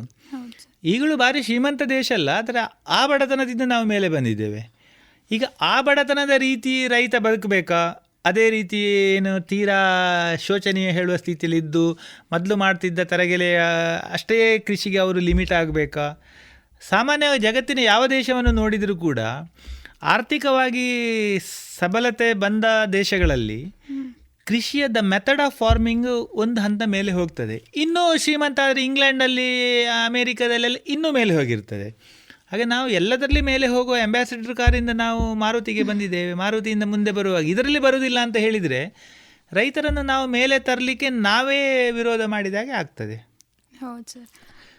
ರೈತರ ಮುಷ್ಕರ ಮಾಡೋದ್ರಲ್ಲಿ ತಪ್ಪಿಲ್ಲ, ಬಟ್ ರೈತರನ್ನು ಎಜುಕೇಟ್ ಮಾಡಬೇಕಾದ್ದು ಒಂದು ಸರ್ಕಾರದ ಕರ್ತವ್ಯ, ಮಿಸ್ಗೈಡ್ ಮಾಡದಿರಬೇಕಾದ್ದು ವಿರೋಧ ಪಕ್ಷದ ಕರ್ತವ್ಯ. ಖಂಡಿತವಾಗಿ ಒಪ್ಪಬೇಕಾದಂಥ ವಿಚಾರವೇ ಸರ್. ಹಾಗಾದರೆ ಈ 3 ಕಾಯ್ದೆಗಳನ್ನು ನಾವು ಗಣನೆಗೆ ತಗೊಂಡ್ರೆ ಅದರಲ್ಲಿ ಏನು ಲೋಪದೋಷ ಇಲ್ಲ ಅಂತ ಹೇಳ್ತೀರಾ ಸರ್? ಆ್ಯಸ್ ಇಟ್ ಈಸ್ ಒಬ್ಬರಿಗೆ ಕಾಣುವಾಗ ಮೇಲುನೋಟಕ್ಕಿದ್ದ ದೋಷಗಳನ್ನು ಅಲ್ಲಿ ಸ್ಟಡಿ ಮಾಡಿ ಒಂದು ಕಾನೂನು ಮಾಡಿದ್ದಾರೆ. ಈ ಪ್ರಶ್ನೆಗಳು ಉಳಿಯುತ್ತೆ. ಏನು APMCಗೆ ನಾವು ಕೊಡೋದಿಲ್ಲ. ನಿಮಗೆ ಗೊತ್ತಿರ್ಬೋದು, APMCಯ ವಿರೋಧ ಚರ್ಚೆ ಮಾಡುವಂಥ ವ್ಯಕ್ತಿಗಳ ಮಾನಸಿಕತೆ ಬಗ್ಗೆ ನಾನು ಹೇಳಬಲ್ಲೆ. ಈಗಾಗಲೇ ಇದರ ಮೊದಲಿದ್ದ ಸರ್ಕಾರಗಳು ಕೂಡ ಏನು ಮಾಡಿದೆ ಅಂತ ಹೇಳಿದರೆ, ಪಂಜಾಬ್ ಹರಿಯಾಣದ ಬಗ್ಗೆ ನನಗೆ ಸಮಯ ಇದ್ದರೆ ನಾನು ಸ್ವಲ್ಪ ಹೇಳಬಲ್ಲೆ. ಪಂಜಾಬ್ ಹರಿಯಾಣದಲ್ಲಿ 90% ಜನ ಕೂಡ ರೈತರು ಕೂಡ ಗೋಧಿ ಮತ್ತು ಅಕ್ಕಿಯನ್ನು ಬೆಳೀತಾರೆ. ಅದು ಮ್ಯಾಕ್ಸಿಮಮ್ ನೀರು ಉಪಯೋಗ ಮಾಡಿ ಬೆಳೆಯುವಂಥ ಬೆಳೆ. ನಮ್ಮ ದೇಶಕ್ಕೆ ಬೇಕಾಗುವಷ್ಟು ಗೋಧಿ ಅಕ್ಕಿ ಈಗ ಬೆಳೀತಾ ಇದ್ದೇವೆ ನಾವು. ಇನ್ನು ಎಡಿಷನಲ್ ಬೆಳಿಬೇಕಾದಂಥ ಅಗತ್ಯ ಇಲ್ಲ. ಸರ್ಕಾರದ ಮನಸ್ಸಲ್ಲಿ ಏನಿದೆ ಅಂತ ಹೇಳಿದರೆ, ಇನ್ನೂ ನೀವು ಜಾಸ್ತಿ ಅಕ್ಕಿ ಗೋಧಿಯನ್ನು ಬೆಳೆದರೆ ನಮ್ಮ ಅಕ್ಕಿ ಗೋಧಿಯನ್ನು ಹೊರಗಡೆ ಎಕ್ಸ್ಪೋರ್ಟ್ ಮಾಡಲಿಕ್ಕೆ ಆಗೋದಿಲ್ಲ. ಯಾಕೆಂದರೆ ಹೊರಗಿನ ಮಾರುಕಟ್ಟೆಯಲ್ಲಿ ಅದರ ದರ ಕಡಿಮೆ ಇದೆ. ಅವರು ಅಡ್ವಾನ್ಸ್ಡ್ ಕೃಷಿಯಲ್ಲಿ ಕಡಿಮೆ ದರದಲ್ಲಿ ಅವರು ಪ್ರೊಡಕ್ಷನ್ ಮಾಡ್ತಾರೆ. ಇವರು ನಾನು ನಮಗೆ MSP ಕೊಡಿ, ನಾವು ಅದನ್ನೇ ಬೆಳಿತೇವೆ ಅಂತ ಹೇಳಿದರೆ ಆಟೋಮೆಟಿಕ್ಕಾಗಿ ಮಾರುಕಟ್ಟೆಯಲ್ಲಿ ಬೆಲೆ ಬಿದ್ದು ಹೋಗ್ತದೆ. ಸೊ ತುಂಬ ಸರ್ಕಾರಗಳು, ಅದು ಸಮ್ಮಿಶ್ರ ಸರ್ಕಾರಗಳು ಅಂತ, ಎಲ್ಲ ಸರ್ಕಾರದ ರಾಜಕೀಯದವ್ರಿಗೆ ಇದೆಲ್ಲ ಗೊತ್ತಿರಲ್ಲ, ಎಕ್ಸ್ಪರ್ಟ್ಗಳು ಏನು ಸಲಹೆ ಕೊಟ್ಟಿರ್ತಾರೆ ಮಾಡಿರ್ತಾರೆ. ಅವರು ತುಂಬ ಬಾರಿ ಹೇಳಿ ನೋಡಿದ್ದಾರೆ, ನೀವು ಅಕ್ಕಿ ಗೋಧಿಯನ್ನು ಬೆಳಿಬೇಡಿ ಅಥವಾ ಅದನ್ನು ಕಡಿಮೆ ಮಾಡಿ, ಅದರ ಬದಲು ನೀವು ಹಣ್ಣುಗಳನ್ನು, ತರಕಾರಿಗಳನ್ನು, ತೋಟಗಾರಿಕೆ ಪ್ರೊಡ್ಯೂಸ್ ಏನು ಹಾರ್ಟಿಕಲ್ಚರ್ ಬೆಳೆಗಳನ್ನು ಬೆಳೀರಿ. ಸಣ್ಣ ರೈತ 85% ರೈತರು ನಮ್ಮಲ್ಲಿ 1 ಹೆಕ್ಟೇರಿಗಿಂತ ಕಡಿಮೆ ಭೂಮಿ ಇರುವವರು 85% ಇದ್ದಾರೆ. ಅಂದರೆ 1 ಹೆಕ್ಟೇರ್ ಅಂದರೆ 2.5 ಎಕರೆ. ಇಲ್ಲಿ 2.5 ಎಕರೆ ಅಂದರೆ ದಕ್ಷಿಣ ಕನ್ನಡಕ್ಕೆ ಇದು ಯಾವುದು, ಈ ರೇಡಿಯೋ ಕೇಳೋದು ದಕ್ಷಿಣ ಕನ್ನಡ. ಇಲ್ಲಿ 2.5 ಎಕರೆಯವರು ಕೂಡ ಕಾರಿಟ್ಟು ಜೀವನ ಮಾಡುವಂಥ ಕೃಷಿಕರು ಇರುವಂಥದ್ದು. ಘಟ್ಟದ ಮೇಲೆ ಹಾಗಿಲ್ಲ, 2.5 ಎಕರೆ ಭೂಮಿಯು ತುಂಬ ಬಡವ ಇರ್ತಾನೆ. ಅವ್ರಿಗೆ ಏನು ಸಲಹೆ ಕೊಡ್ತಾರೆ ಅಂತ ಹೇಳಿದರೆ, ನಿಮ್ಮ ಭೂಮಿಯಲ್ಲಿ ನೀವು ಅಕ್ಕಿ ಅಥವಾ ರಾಗಿಯನ್ನು ಬೆಳಿತೀರಿ ಅಂತ ಆದರೆ ಅದರಲ್ಲಿ ಸಿಗುವ ಹಣ ತುಂಬ ಕಡಿಮೆ. ಆರಂಭದಲ್ಲಿ ಒಂದು 15% ಭೂಮಿಯನ್ನು, 1 ಎಕರೆ ಭೂಮಿಯಲ್ಲಿ 15% ಭೂಮಿಯನ್ನು ನೀವು ತರಕಾರಿ ಬೆಳಿಬೋದಾ. ಅದಾದ ಮೇಲೆ ನೀವು ಒಂದು 5% ಭೂಮಿಯನ್ನು ದನಗಳ ಮೇವನ್ನು ಬೆಳೆದು ಡೈರಿ, ದನ, ಕೋಳಿ, ಆಡು, ಮೀನಿಗೆ ಇನ್ನೊಂದು ಕೆಟಗರಿ ಇದೆ, ಅದು ಭೂಮಿಯಲ್ಲಿ ನೇರ ಆಗುವಂಥದ್ದಲ್ಲ. ಇದಕ್ಕೆ ನೀವು ಮೈಗ್ರೇಟ್ ಆಗ್ಬೋದಾ ಅಂತ. ಆವಾಗ ಏನಾಗುತ್ತೆ, ದೇಶದ ಒಟ್ಟು ಅಕ್ಕಿಯ ಬೆಲೆ ಸ್ವಲ್ಪ ಕಡಿಮೆ ಆಗುತ್ತೆ. ಇದು ಜಾಸ್ತಿ ಬೆಲೆ ಇರುವಂಥ ವಸ್ತುಗಳು. ರೈತರ ಇನ್ಕಮಲ್ಲಿ ಸುಮಾರು 15% ಏರುವಂಥ ಅವಕಾಶ ಇದೆ ಅಂತ ಸರ್ಕಾರ ಅದನ್ನು ಮನಗಂಡಿದೆ. ಇದನ್ನು ರೈತರ ಹತ್ರ ತುಂಬ ಹೇಳಿದೆ. ರೈತರು ತಯಾರಿಲ್ಲ. ಯಾಕೆ ತಯಾರಿಲ್ಲ ಅಂತ ಹೇಳಿದರೆ, MSP ತುಳುವಲ್ಲಿ ಬರ್ತದೆ, MSPಯಲ್ಲಿ ಹೇಗೆ ತಗೊಳ್ತಾರಲ್ಲ ಅವರು, ಅದನ್ನೇ ಮಾಡಿಬಿಡುವ. ನೀರಿಲ್ಲ, ಭೂಮಿಯಲ್ಲಿ ಅಂತರ್ಜಲ ಕುಸಿತ ಇದೆ. ಸೊ ಡೈವರ್ಸಿಫಿಕೇಷನ್ ಮಾಡಬೇಕು ಅಂತ ಹೇಳುವಂಥ ಪ್ರಯತ್ನ, ಕೃಷಿಕರ doubling of the farmers income ಅಂತ ಹೇಳೋದ್ರ ಅಡಿಯಲ್ಲಿ ಸರ್ಕಾರದ ಪ್ರಯತ್ನ ದೊಡ್ಡದಾಗಿದೆ. MSP ಕೊಡೋದ್ರಿಂದಾಗಿ ಇಂಡೈರೆಕ್ಟ್ ಆಗಿ ರೈತರಿಗೆ ಸ್ವಲ್ಪ ಅನ್ಯಾಯ ಆಗ್ತಾ ಇದೆ. ಅದನ್ನು ಹೇಳಿದರೆ ನಾವು MSP ವಿರೋಧಿಗಳು ಅಂತ ಹೇಳ್ಬೋದು. MSP ಸರಿ, ಬಟ್ MSPಯಿಂದಾಗಿ ಏನಾಗ್ತದೆ ಅಂದರೆ ರೈತ ಹಣ್ಣು ಬೆಳೆಯುವುದಿಲ್ಲ, ತರಕಾರಿ ಬೆಳೆಯುವುದಿಲ್ಲ, ದನ ಸಾಕುವುದಿಲ್ಲ, ಹೇಗೂ ಸುಲಭದಲ್ಲಿ ಆಗ್ತದೆ. ರೈತರ ಒಳ್ಳೆಯದಕ್ಕೆ ಬೇಕಾಗಿ ಹೇಳುವಂಥದ್ದು. ಅದಕ್ಕೆ ಈ ಮೊದಲಿನ ಸರ್ಕಾರಗಳು ಅವರಿಗೂ ಸಹ ತಲೆ ಇಲ್ಲದೆ ಇಲ್ಲ. ಅವರು ತುಂಬ ಸರ್ತಿ ಹೇಗೆ ಮಾಡ್ತಾರೆ ಅಂತ ಹೇಳಿದರೆ, ಸರ್ಕಾರ ಹತ್ರ ಒಂದು ಮೆಥಡ್ ಇದೆ, ಒಂದು ಟೆಂಪ್ಲೇಟ್ ಇರ್ತದೆ. ಈ ವರ್ಷ ಎಷ್ಟು ಬೆಳೆ ಬರ್ಬೋದು, ಅದು ಮಳೆಯನ್ನು ಲೆಕ್ಕ ಹಾಕಿ ಈ ವರ್ಷ ಅವರಿಗೆ ಎಷ್ಟು ಪರ್ಸೆಂಟೇಜ್ ಭೂಮಿ ಜಾಸ್ತಿ. ಈ ಉದಾಹರಣೆಗೆ ಕರೋನಾ ಬಂದ ಸಂದರ್ಭದಲ್ಲಿ ಸುಮಾರು 12% ಭೂಮಿಯಲ್ಲಿ ಜಾಸ್ತಿ ಕೃಷಿಯಾಗಿದೆ. ಅಂದರೆ ಎಲ್ಲರೂ ಊರಿಗೆ ಬಂದಿದ್ದಾರೆ, ಬದಿಯವರೆಗೂ ಕೂಡ ಗದ್ದೆ ಬೇಸಾಯ ಮಾಡಿದ್ದಾರೆ. ಅವಾಗ ಅವರಿಗೆ ಗೊತ್ತಾಗುತ್ತೆ ಅಕ್ಕಿ ಜಾಸ್ತಿ ಬರ್ತದೆ. ಸರ್ಕಾರದ ಹತ್ರ ಎಲ್ಲ ಅಕ್ಕಿಯನ್ನು MSPಯಲ್ಲಿ ತಗೊಳ್ಳಿಕ್ಕೆ ಹಣ ಇಲ್ಲ, ಏನು ಮಾಡಬೇಕು? ಅನಿವಾರ್ಯ. ಸರ್ಕಾರ ಹತ್ರ ಹಣ ಇಲ್ಲ, ಬೇಕಾದಷ್ಟು ಇರುವುದು ಸರ್ಕಾರ ಅಲ್ಲ, ಸರ್ಕಾರ ಹತ್ರ ಲಿಮಿಟೆಡ್ ಹಣ ಇರುವಂಥದ್ದು. ಅವರು MSP ಖರೀದಿ ಸೆಂಟರನ್ನು ನಾವು ಇಂಥ ತಿಂಗಳು ಈಗ ಮಾರ್ಚ್ 1ಕ್ಕೆ ಓಪನ್ ಮಾಡ್ತೇವೆ ಅಂತ ಹೇಳಿದರೆ, ಅದು ಆ್ಯಕ್ಚುಲಿ ಓಪನ್ ಆಗುವ ಮಾರ್ಚ್ 15 ಆಗ್ತದೆ. ಆವಾಗ ಒಂದಷ್ಟು ರೈತರ ಹಣದ ಟೈಟ್ ಇರೋರು ಬೇರೆ ಮಾರಿ ಆಗ್ತದೆ. ಇದು ಸರ್ಕಾರ ಮಾಡುವಂಥ ವ್ಯವಸ್ಥೆಗಳು. ಇದು ಇಂಡೈರೆಕ್ಟಾಗಿ ರೈತನಿಗೆ ಮೋಸ. ಇದು ಬೇಡ, ನೀವು ಹೊರಗಡೆ ಮಾರಿ, ಅದು ಹೇಳಿದರೆ ರೈತ ವಿರೋಧಿ ಅಂತ ಹೇಳ್ತಾರೆ. ರೈತರ ಕಾನೂನಾಗಲಿ ಯಾವುದೇ ಕಾನೂನಾಗಲಿ. ಮತ್ತು ರಾಜಕೀಯ ದೃಷ್ಟಿಯಿಂದ ನಾನೀಗ ರೈತ ಆಗಿ ಮಾತಾಡ್ತಾ ಇದ್ದೇನೆ. ರಾಜಕೀಯವಾಗಿ ಕೇಳಿದರೆ ನನಗೆ ತಿಳಿದ ಹಾಗೆ ಪೊಲಿಟಿಕಲ್ ಸೈನ್ಸನ್ನು ಓದಿದವರಿಗೆ ಯಾರಾದರೂ ರಾಜರಿದ್ದರೆ ಗೊತ್ತಿಲ್ಲ ನನಗೆ, ಒಂದು ಸರ್ಕಾರ ನೇರವಾಗಿ ಜನವಿರೋಧಿಯಾಗಿ ಒಂದು ವಿಷಯವನ್ನು ಅಷ್ಟು ಸುಲಭದಲ್ಲಿ ಮಾಡ್ಬೋದು ಅಂತ ಹೇಳೋ ಯಾವುದೇ ಪಾರ್ಟಿಯವರು ಮಾಡುವ ಸಂಭವ ತೀರಾ ಕಡಿಮೆ. ಹೌದು, ಇದರ ಮೊದಲು ಬಂದಂಥ ಅಥವಾ ಅನುಷ್ಠಾನ ಯಾವ ಸರ್ಕಾರ, ಯಾಕೆಂದರೆ ಎಕ್ಸ್ಪರ್ಟ್ಗಳು ಆ ರೀತಿ ಸಲಹೆ ಕೊಡಲಿಕ್ಕೆ ಸಾಧ್ಯ ಇಲ್ಲ. ತುಂಬ ಜನರಿಗೆ ಅದು ಮೋದಿ ಅಥವಾ ಮನಮೋಹನ್ ಸಿಂಗ್, ಯಡಿಯೂರಪ್ಪ, ಸಿದ್ದರಾಮ ಇಷ್ಟಕ್ಕೆ ಸರ್ಕಾರ ಅಷ್ಟು ಅಲ್ವೇ ಅಲ್ಲ, ಅವರು ಅದರಲ್ಲೊಂದು ಪಾರ್ಟ್ ಮಾತ್ರ. ಉದಾಹರಣೆಗೆ ರೈತರ ಬಗ್ಗೆ ಹೊಸ ಕಾನೂನು ಮಾಡಬೇಕು, ಸರ್ಕಾರದ ಮೆಥಡ್ ಹೇಗಿರುತ್ತೆ ಅಂತ ಹೇಳಿದರೆ, ಅವರ ಬ್ಯೂರೋಕ್ರಸಿ ಹತ್ರ ಹೇಳ್ತಾರೆ ರೈತರ ಬಗ್ಗೆ ಏನು ಕಾನೂನು ಮಾಡ್ಬೋದು, ಅದನ್ನು ನಮಗೆ 1 ತಿಂಗಳಲ್ಲಿ ಹೇಳಿ ಅಂತ. ಅವರಿಗೊಂದು ಮೆಥಡ್ ಇದೆ. ಅವರು ಇಷ್ಟು ಜನ ಕೃಷಿ ಎಕ್ಸ್ಪರ್ಟ್ಗಳನ್ನು ಇನ್ವಾಲ್ವ್ ಮಾಡಿಕೊಂಡು ಆ ಕಾನೂನುಗಳನ್ನು ಮಾಡಿ ಅದನ್ನು ಕ್ಯಾಬಿನೆಟ್ಗೆ ಕೊಡ್ತಾರೆ. ಆ ಎಕ್ಸ್ಪರ್ಟ್ ಪ್ಯಾನಲ್ ಅದನ್ನು ಕ್ಯಾಬಿನೆಟ್ ಪ್ಯಾನಲಲ್ಲಿ ಡಿಸ್ಕಷನ್ ಆಗಿರುತ್ತೆ, ಮತ್ತೆ ಪಾಸ್ ಆಗುವಂಥದ್ದು. ಹಾಗಾಗಿ ಕೇವಲ ಯಾರೋ ಒಬ್ಬ ಮಂತ್ರಿ ಯೋಚನೆ ಮಾಡಿದ್ದಾನೆ, ನರೇಂದ್ರ ಮೋದಿ ಯೋಚನೆ ಮಾಡಿದ್ದಾನೆ ಅದಕ್ಕೆ ಹೇಳಿ ಬೈದರೆ ಅದು ರೈತರಿಗೆ ಅನ್ಯಾಯ ಆಗುತ್ತೆ ಅಷ್ಟೇ. ರಾಜಕೀಯ ಲಾಭ ಸಿಗ್ಬೋದು ನಿಮಗೆ, ಆದರೆ ಅದು ರೈತರಿಗೆ ಅನ್ಯಾಯ ಆಗಿ ಹೋಗುತ್ತೆ. ಅದನ್ನು ನಮ್ಮ ದೇಶದಲ್ಲಿ ಬಿಡಬೇಕಾದಂಥ ಅಗತ್ಯ ಇದೆ. ಹಾಗಾದರೆ APMC ಕಾಯ್ದೆ ವಿರುದ್ಧವಾಗಿ ಕಾಯ್ದೆ ಉಂಟು ಅಂತಲ್ಲ? ಇಲ್ಲ, ನಾನು ಆಗ ಹೇಳಿದ ಹಾಗೆ ಬಳುವಾರಿಂದ ದರ್ಬೆವರೆಗಿನ ರೋಡ್ ನಡೀತಾ ಇದೆ, ಬೈಪಾಸ್ ರೋಡ್ ಮಾಡಿಕೊಟ್ಟಿದ್ದೇವೆ. ಯಾರಿಗೆ ಪೇಟೆಯಲ್ಲಿ ಕೆಲಸ ಇಲ್ಲ, ನನಗೆ ಬೈಪಾಸಲ್ಲಿ ಹೋಗ್ಬೋದು, they can go in the bypass. ನಾನು ಬೈಪಾಸಲ್ಲಿ ಹೋಗಿದೆ, ಅದು ಫಾಸ್ಟ್ ಹೋದೆ, ವಿವೇಕಾನಂದ ಶಾಲೆ ಹತ್ರ ಜಾರಿ ಬಿದ್ದೆ ಅಂತ ಅದಕ್ಕೆ ಸರ್ಕಾರವನ್ನು ಬೈದು ಪ್ರಯೋಜನ ಇಲ್ಲ. ನಿಮಗೆ ಆಗಲ್ಲ, ನೀವು ಪೇಟೆ ಒಳಗೆ ಹೋಗಿ, ನಿಧಾನಕ್ಕೆ ಹೋಗಿ, ಅಲ್ಲಿ ಬ್ಲಾಕ್ಗಳಲ್ಲಿ ನಿಂತುಕೊಂಡು ಹೋಗಿ. ಯಾರಿಗೆ ಸಾಧ್ಯ ಇದೆ ಕೇಳಿದರೆ, ಅವರಿಗೆ ಕೊಡಲಿಕ್ಕೆ ತಾಕತ್ತಿದೆ, ಅವರು ತುಂಬ ಆಧುನಿಕ ತಂತ್ರಜ್ಞಾನದಲ್ಲಿ ಕೃಷಿ ಮಾಡ್ತಾರೆ, ಅವರು ಇದನ್ನು ಕೊಡಲಿ, ಏನು ಸಮಸ್ಯೆ ಇದೆ? ಇನ್ನು ರೈತರಿಗೆ ಪ್ರಯೋಜನವೇ ಆಗಲಿಲ್ಲ, ಎಲ್ಲರೂ ಕೂಡ ಎಜುಕೇಟೆಡ್ ಆಗಿ ಪ್ರೈವೇಟ್ ಆಗಿ ಮಾರಿ ಅವರಿಗೆ ಲಾಭ ಆಗ್ತದೆ ಅಂತ ಇದ್ದರೆ APMC ಸಹಜವಾಗಿ ಸಣ್ಣದಾಗುತ್ತದೆ, ಯಾರು ಎಂತ ಮಾಡಲಿಕ್ಕೆ ಸಾಧ್ಯ ಇಲ್ಲ. ನಿಮಗೆ APMCಲಿ ಲಾಭವೇ ಆಗೋದಿಲ್ಲ ಅಂತ ಇದ್ದರೆ ನೀವು ಅದಕ್ಕೆ ಕೊಡಲಿಕ್ಕೆ ತಯಾರಿರ್ತೀರಾ? APMC ಮತ್ತು MSPಯಿಂದ ಮುಂದೆ ಅವರು ಏನು ಮಾತಾಡಿಲ್ಲ ಇದುವರೆಗೆ. ಇಲ್ಲ, ಅವರದ್ದು ವಿರೋಧ ವ್ಯಕ್ತ ಆದಂಥ ಏರಿಯಾವೇ ಇದು. ಮತ್ತೊಂದು ಅವರು ಕನೆಕ್ಷನ್ ಕೊಟ್ಟದ್ದು ಲ್ಯಾಂಡ್ ರಿಫಾರ್ಮ್ಸಿಗೆ ಮಾತ್ರ. ಲ್ಯಾಂಡ್ ರಿಫಾರ್ಮನ್ನು ಎಲ್ಲ ರಾಜ್ಯಗಳಲ್ಲಿ ಮಾಡಲಿ, ಕರ್ನಾಟಕ ರಾಜ್ಯದಲ್ಲಿ ಮಾಡಿದ್ದಾರೆ. ಲ್ಯಾಂಡ್ ರಿಫಾರ್ಮಲ್ಲಿ ಏನು ಮಾಡಿದ್ದಾರೆ ಅಂತ ಹೇಳಿದರೆ, 25 ಲಕ್ಷ ರೂಪಾಯಿಗಿಂತ ಜಾಸ್ತಿ ಇನ್ಕಮ್ ಇದ್ದವರು ಕೃಷಿ ಭೂಮಿ ಪರ್ಚೇಸ್ ಮಾಡಬಾರ್ದು ಅಂತ ಹೇಳುವಂಥ ಒಂದು ಕಾನೂನಿತ್ತು, ಅದನ್ನು ಮಾಡಬಹುದು ಅಂತ ಮಾಡಿದ್ದಾರೆ. ಇನ್ನೊಂದು ಏನು ಅಂತ ಹೇಳಿದರೆ, ನಾನ್ ಅಗ್ರಿಕಲ್ಚರಿಸ್ಟ್ ಆಗಿ ಇನ್ಕಮ್ ಅಂದರೆ ರಿಟರ್ನ್ ಫೈಲ್ ಮಾಡಿದವರು, ನಾನ್ ಅಗ್ರಿಕಲ್ಚರಿಸ್ಟ್, ಅವರು ಅಗ್ರಿಕಲ್ಚರ್ ಲ್ಯಾಂಡನ್ನು ಪರ್ಚೇಸ್ ಮಾಡುವ ಹಾಗೆ ಇಲ್ಲ ಅಂತ. ಅದರಲ್ಲಿ ಒಂದು ಕಾನೂನಿತ್ತು, ಅದೇನೋ ಸ್ಪೆಷಲ್ ಇದರಲ್ಲಿ ಪರ್ಮಿಷನ್ ತಗೊಂಡ್ರೆ ಮಾಡ್ಬೋದು, ಎಲ್ಲ ಕಾನೂನಲ್ಲಿ ಆಗಿ ಇಟ್ಟಿರ್ತಾರೆ ಸ್ವಲ್ಪ ಅದಿತ್ತು, ಅದನ್ನು ಮಾಡಿದ್ದಾರೆ. ಅದು ಸಹ ತುಂಬ ಲಾಂಗ್ ಸ್ಟ್ಯಾಂಡಿಂಗ್ ಡಿಮ್ಯಾಂಡ್ ಆಗಿತ್ತು, ಅದಕ್ಕೆ ಬೇಕಾಗಿ ಮಾಡಿದ್ದಾರೆ. ಅದಕ್ಕೂ ರೈತರ ಕಾಯ್ದೆಗೂ ಎಂಥ ಸಂಬಂಧ? ಏನಿಲ್ಲ, ಆ ವಿಷಯವನ್ನು ಹಿಡ್ಕೊಂಡು ಈಗ ಲಿಬರಲೈಸೇಷನ್ ಮಾಡುವಂಥ ಸಂಗತಿಗಳಿಗೆ ಎಲ್ಲರೂ ಅದಕ್ಕೆ ಬೇಕಾದ ಸ್ಟೆಪ್ಗಳನ್ನು ಮಾಡುವಂಥದ್ದು ಅಷ್ಟೇ. ಅದು ಕರ್ನಾಟಕ ರಾಜ್ಯದಲ್ಲಿ ಇದು ಕೇಂದ್ರ ಸರ್ಕಾರವು ಅದನ್ನು ಅಪೇಕ್ಷೆ ಪಟ್ಟಿದೆ. ಯಾಕೆಂತ ಹೇಳಿದರೆ, ಲಿಬರಲೈಸೇಷನ್ ಆಗುವಂಥ ಸಂದರ್ಭದಲ್ಲಿ ನಿಮಗೆ ಹೆಚ್ಚು ಎಜುಕೇಟೆಡ್ ಜನ ಬರಬೇಕು. ತಾತ್ವಿಕವಾಗಿ ನೀವು ನೋಡಿ, ನಮಗೆ ರೈತ ಅಂತ ಹೇಳಿದರೆ ಕಣ್ಣಿಗೆ ಕಟ್ಟುವುದು ಯಾರದು? ನಮ್ಮ ಗೂಗಲಲ್ಲಿ ಇಂಡಿಯನ್ ಫಾರ್ಮರ್ ಅಂತ ಬರೆದ್ರೆ ಕುರ್ಚಲು ಗಡ್ಡ ಹರಿದ ಬಟ್ಟೆ ಹಾಕಿ ಹೀಗೆ ಕೂತ್ಕೊಂಡೊಂದು ಫೋಟೋ ಬರುತ್ತೆ. ಅವರೇ ರೈತರು ಒಂದು ಪಾರ್ಟ್, ಆದರೆ ಅವರು ಮಾತ್ರ ರೈತರಲ್ಲ. ಖಂಡಿತ ಸರ್.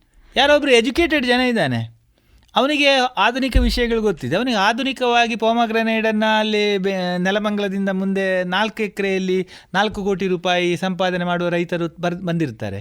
ಅವ ಎಜುಕೇಟೆಡ್, ಅವ ಸಾಫ್ಟ್ವೇರ್ ಕಂಪನಿಯಲ್ಲಿ ಕೆಲಸ ಮಾಡುವ ಇರ್ಬೋದು, ಅವ ಅದನ್ನು ಬಿಟ್ಟು ಬರ್ಬೋದು. ಮೊದಲಿನ ಕಾನೂನಲ್ಲಿ ಅವನಿಗೆ ಬರಲಿಕ್ಕೆ ಸಾಧ್ಯ ಇಲ್ಲ.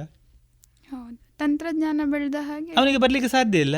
ಅವ ಅದನ್ನು ಮಾಡೋದಾದರೆ ಅದು ದೇಶಕ್ಕೆ ಲಾಭ ತಾನೇ ಅದು. ಹೌದು, ಖಂಡಿತ ಸರ್. ಹಾಗೆ ಅವರು ಮಾಡೋದಾದರೆ ಮಾಡಲಿ ಅಂತ ಅವರಿಗೆ ಒಂದು ಅವಕಾಶ ಕೊಟ್ಟಿದ್ದಾರೆ, ತಪ್ಪೇನುಂಟು ಅದರಲ್ಲಿ? ಇಲ್ಲ ಸರ್. ಇದು ಹೇಳುವಾಗ ನಿಮಗೆ ಹೇಗೆ ಹೇಳ್ಬೋದು, ನೀವು ನಾನ್ ಅಗ್ರಿಕಲ್ಚರಿಸ್ಟ್ ಬಂದರೆ ಎಲ್ಲ ದೊಡ್ಡ ಶ್ರೀಮಂತರು ಪೇಟೆಯವರು ಬಂದು ಹಳ್ಳಿ ಭೂಮಿಯನ್ನೆಲ್ಲ ಖರೀದಿ ಮಾಡ್ತಾರೆ, ರೈತರ ಭೂಮಿಯೆಲ್ಲ ರಿಯಲ್ ಎಸ್ಟೇಟಿಗೆ ಇದು ಮಾಡ್ತಾರೆ. ಅದರಲ್ಲೊಂದು ಕಾನೂನಲ್ಲಿ ನನಗೆ ಈಗ ನೆನಪು ಬರಲ್ಲ. ನೀವು ಕೃಷಿ ಭೂಮಿಯನ್ನು ರಿಯಲ್ ಎಸ್ಟೇಟಿಗೆ ಅದಕ್ಕೇನು ಹೇಳೋದು, ಕನ್ವರ್ಟೆಡ್ ಲ್ಯಾಂಡ್ ಮಾಡಲಿಕ್ಕೆ ಪುನಃ ಲಿಮಿಟೇಷನ್ಸ್ ಇದೆ. ಬೇಕಾದ ಹಾಗೆ ಗದ್ದೆಯಲ್ಲಿ ಬಿಲ್ಡಿಂಗ್ ಕಟ್ಟುವ ಹಾಗಿಲ್ಲ. ಅದನ್ನು ಮಾಡಿದ್ದಾರೆ, ಅದರಲ್ಲಿ ಏನು ನನಗೆ ಗೊತ್ತಿದ್ದ ಹಾಗೆ ಸಮಸ್ಯೆಗಳು ಕಾಣೋದಿಲ್ಲ. ಹಾಂ ಸರ್. ಕೊನೆಯದಾಗಿ ಒಂದು ಪ್ರಶ್ನೆ. ಈಗ ಕೇಂದ್ರ ಸರ್ಕಾರ, ರಾಜ್ಯ ಸರ್ಕಾರ ಆಗಿರ್ಬೋದು, ಯಾವುದೇ ಸರ್ಕಾರ ಆಗಿರ್ಬೋದು, ಈ ಕಾಯ್ದೆ ಮೂಲಕ ರೈತರ ಕೃಷಿಪರ ಯೋಜನೆಗಳನ್ನಾಗಿರ್ಬೋದು ಅಥವಾ ಕೃಷಿ ಆಧಾರಿತ ಅಭಿವೃದ್ಧಿಗಳನ್ನಾಗಿರ್ಬೋದು, ಈ ಲೋಪದೋಷಗಳನ್ನು ಹಿಡ್ಕೊಂಡು ನಾವು ಮುಂದೆ ಹೋಗ್ತೇವೆ ಅಂತ ಹೇಳಿ ಆದರೆ ಬೇರೆ ಯಾವ ರೀತಿಯಾದಂಥ ಯೋಜನೆಗಳನ್ನು ಇದಕ್ಕೆ ಪೂರಕವಾಗಿ ಕೊಡಬಹುದು? ರೈತರ ಉತ್ಪತ್ತಿಯನ್ನು ಡಬಲ್ ಮಾಡಬೇಕು ಅಂತ ಹೇಳುವಂಥ ಒಂದು ಯೋಜನೆಯನ್ನು ಎಕ್ಸ್ಪರ್ಟ್ಗಳು ಕೊಟ್ಟಿದ್ದಾರೆ. ರೈತರ ಉತ್ಪತ್ತಿಯನ್ನು ಡಬಲ್ ಮಾಡಬೇಕು ಅಂತ. ಇವತ್ತು ಅದರ ಬಗ್ಗೆ ಆ ವರದಿಯನ್ನು ಸರ್ಕಾರ ಸ್ವೀಕಾರ ಮಾಡಿದೆ. 2015ರಲ್ಲಿ ಭಾರತದ ರೈತರ ಕುಟುಂಬದ ಸರಾಸರಿ ಆದಾಯ ಸಾಲಗಳನ್ನು ಕಳೆದಾಗುವಾಗ 79,000 ರೂಪಾಯಿ ಅಂತ ಲೆಕ್ಕ ಬಂದಿದೆ. ಅದನ್ನು ಸ್ವಲ್ಪ ಸರ್ಕಾರ ಮತ್ತು ರೈತ ಪ್ರಯತ್ನ ಮಾಡಿದರೆ 2022 ಡಬಲ್ ಮಾಡ್ಬೋದು ಅಂತ ಹೇಳುವಂಥ ಒಂದು ವರದಿ, ಸಮಗ್ರವಾದ 2000 ಪುಟದ ವರದಿ ಇದೆ. ನಾನು ಅದನ್ನು ಪೂರ್ತಿ ಓದಿದ್ದೇನೆ ಕೂಡ. ಅದರ ಬಗ್ಗೆ ತುಂಬ ಮಾಹಿತಿಗಳನ್ನು ನಾನು ಸಾಮಾಜಿಕ ಜಾಲತಾಣದಲ್ಲಿ ಪತ್ರಿಕೆಯಲ್ಲಿ ಬರೆದಿದ್ದೇನೆ. ಅದರ ಪ್ರಕಾರ ಅದು ಸಾಧ್ಯವೂ ಇದೆ. ಅದಕ್ಕೆ ಬೇಕಾದಂಥ ಹಲವು ಯೋಜನೆಗಳಿದೆ. ಉದಾಹರಣೆಗೆ ರೈತನಿಗೆ 4 ಬಗೆಯ ಇನ್ಕಮನ್ನು ಅವರು ಗುರುತು ಮಾಡಿದ್ದಾರೆ. ಇದು ದಕ್ಷಿಣ ಕನ್ನಡದಲ್ಲಿ ಯಾವುದು ಟಚ್ ಆಗೋದಿಲ್ಲ, ಯಾಕೆಂದರೆ ಇಲ್ಲಿ ಅಡಿಕೆ ಬೆಳೆಯಲ್ಲಿ ಇರುವಂಥ ಇನ್ಕಮ್ ಬೇರೆ ಇದರಲ್ಲಿ ಇರುವುದಿಲ್ಲ. ರೈತನಿಗೆ ಸುಮಾರು 35% ಅವನ ಬೆಳೆಯಿಂದ ಬರುವಂಥ ಹಣ, ಆಮೇಲೆ ಒಂದು 30% ಅವ ಕೂಲಿ ಕೆಲಸ ಮಾಡ್ತಾನೆ ಕೆಲಸ ಇಲ್ಲದಿರುವಂಥ ಸಂದರ್ಭದಲ್ಲಿ. ಇನ್ನು ಕೆಲವು ರೈತರ ಮನೆಯಲ್ಲಿ ಏನಿರ್ತದೆ, ಯಾರು ಸಣ್ಣ ಪುಟ್ಟ ಕೆಲಸಕ್ಕೆ ಹೋಗ್ತಾರೆ, ಅದಕ್ಕೆ ಸ್ಯಾಲರಿ ಅಂತ ಹೇಳ್ತೇವೆ, ಅಥವಾ ವೆಲ್ಡಿಂಗಿಗೆ ಹೋಗ್ತಾನೆ, ಅವನ ಸಣ್ಣ ವೆಲ್ಡಿಂಗ್ ಶಾಪ್ ಇರ್ತದೆ. ಇನ್ನೊಂದು ಅವನಿಗೆ ಇರುವಂಥದ್ದು ಪ್ರಾಣಿ ಆಧಾರಿತ, ಅಂದರೆ ಡೈರಿ, ದನ, ಹಂದಿ, ಅದು ಗುರುತು ಮಾಡಿದ್ದಾರೆ. ದನ, ಕೋಳಿ, ಹಂದಿ, ನನಗೆ ನೆನಪಿದ್ದಾಗ ಆಡು. ಕೆಲವು ಕಡೆ ಫಿಶರೀಸನ್ನು 5ನೇ ಐಟಮ್ ಆಗಿ ಗುರುತು ಮಾಡಿದ್ದಾರೆ. ಇದರಲ್ಲಿ ರೈತನ ಬೆಳೆಯಿಂದ ಬರುವ ಇನ್ಕಮಿಗಿಂತ ಸ್ವಲ್ಪ ಜಾಸ್ತಿ ಒತ್ತಡವನ್ನು ಆಚೆ ಬದಿಗೆ ಕೊಟ್ಟರೆ ಉಳಿದ 4ಕ್ಕೆ, ಉದಾಹರಣೆಗಾಗಿ ಸರ್ಕಾರದಾಗೆ ಸ್ಪಷ್ಟವಾಗಿ ಗೊತ್ತಿದೆ, ಇದು ಮತ್ತೆ ದಕ್ಷಿಣ ಕನ್ನಡವನ್ನು ಹೊರತುಪಡಿಸಿ ಹೇಳ್ತಾ ಇದ್ದೇನೆ, ನಮ್ಮ ಸ್ಮಾಲ್ ಫಾರ್ಮರ್ಸ್ ಅಂತ ಹೇಳಿ 85% ರೈತರಿಗೆ ಸರಾಸರಿಯಾಗಿ 180 ದಿವಸ ಮಾತ್ರ ಕೆಲಸ ಇರುವಂಥದ್ದು ಅವರ ಹೊಲದಲ್ಲಿ. ಕೆಲವರಿಗೆ ಅಷ್ಟು ಇಲ್ಲ, ಯಾಕೆಂದರೆ ಒಂದೇ ಬೆಳೆ ಆಗುವಂಥ ಭೂಮಿ ತುಂಬ ಇದೆ, ಅವರಿಗೆ ಮತ್ತೆ ಕೆಲಸ ಇರುವುದಿಲ್ಲ. ತುಂಬ ರೈತರು ಉಳಿದ ದಿವಸಗಳಲ್ಲಿ ಏನೋ ಗೂಡಂಗಡಿಯಲ್ಲಿ ಕೂತು ಸರಿಯಾಗಿ ಅವರು ಇನ್ಕಮ್ ಜನರೇಟ್ ಮಾಡ್ತಾ ಇಲ್ಲ. ಆ ಉಳಿದ ದಿನವನ್ನು ಅವರು ಕೆಲಸ ಮಾಡಿ ಸಂಪಾದನೆ ಮಾಡುವಂಥ ಒಂದು ಹವ್ಯಾಸವನ್ನು ಮಾಡಬೇಕು. ಅವರ ಮಕ್ಕಳು ಮತ್ತೆ ಕೃಷಿಗೆ ಬರಬೇಕಾದ ಅಗತ್ಯ ಇಲ್ಲ, ಯಾಕೆಂದರೆ ತಂದೆ ತಾಯಿಗೆ ಕೆಲಸ ಇಲ್ಲ. ಮಕ್ಕಳು ವೆಲ್ಡಿಂಗ್ ಕಲೀಲಿ, ಮಕ್ಕಳು ಏನೋ ಪೇಂಟಿಂಗ್ ಕಲೀಲಿ, ಮಕ್ಕಳು ಮೆಕ್ಯಾನಿಕ್ ಆಗಲಿ. ಇದಕ್ಕೆ ಬೇಕಾಗಿ ಸರ್ಕಾರ ಒಂದು ದೊಡ್ಡ ಯೋಜನೆ ಮಾಡಿದೆ. ಯಾಕೆಂದರೆ ತುಂಬ ಜನರಿಗೆ ಅರ್ಥ ಆಗಲಿಲ್ಲ, ಸ್ಕಿಲ್ ಇಂಡಿಯಾ ಅಂತ ಹೇಳೋ ಯೋಜನೆ ಮಾಡಿದೆ. ಯಾಕೆಂದರೆ ಮಾಮೂಲು ರೈತನ ಮಕ್ಕಳಿಗೆ ಅವರ ಮನೆಗೆ ಅಡಿಷನಲ್ ಇನ್ಕಮ್ ಬರಬೇಕು ಅಂತ ಹೇಳುವಂಥ ಕಾರಣಕ್ಕಾಗಿ. ಇದು ಎಲ್ಲವನ್ನು ರೈತ ಮಾಡಲಿಕ್ಕೆ ತಯಾರಾದ. ಈಗ ಆ್ಯಕ್ಚುಲಿ ನಮ್ಮ ಜಿಲ್ಲೆಯಲ್ಲಿ ಆಗಿದೆ, ನೀವು ನೋಡಿರ್ಬೋದು, ಬೆಳಿಗ್ಗೆ 8:30 ಗಂಟೆ ಹೊತ್ತಿಗೆ ಯಾವುದಾದ್ರೂ ಒಂದು ರೋಡ್ ಬದಿಯಲ್ಲಿ ನಿಂದರೆ ರೈತರ ಮಕ್ಕಳು, ಅಂದರೆ ಲೋವರ್ ಇನ್ಕಮ್ ಕ್ಯಾಟಗರಿ ರೈತರ ಮಕ್ಕಳು 2 ವೀಲರಲ್ಲಿ ನಿರಂತರ ಪೇಟೆಗೆ 1/4 ಗಂಟೆ ಹೋಗ್ತಾರೆ, ಎಲ್ಲ ರೋಡಲ್ಲಿ ಹೋಗ್ತಾರೆ. ಅವರೆಲ್ಲ ಕೂಡ ಅದರ್ ಇನ್ಕಮನ್ನು ಸಂಪಾದನೆ ಮಾಡಲಿಕ್ಕೆ ಹೋಗುವಂಥ ವ್ಯಕ್ತಿಗಳು ನಮ್ಮ ಊರಲ್ಲಿ ಚಾಲ್ತಿಯಾಗಿದೆ.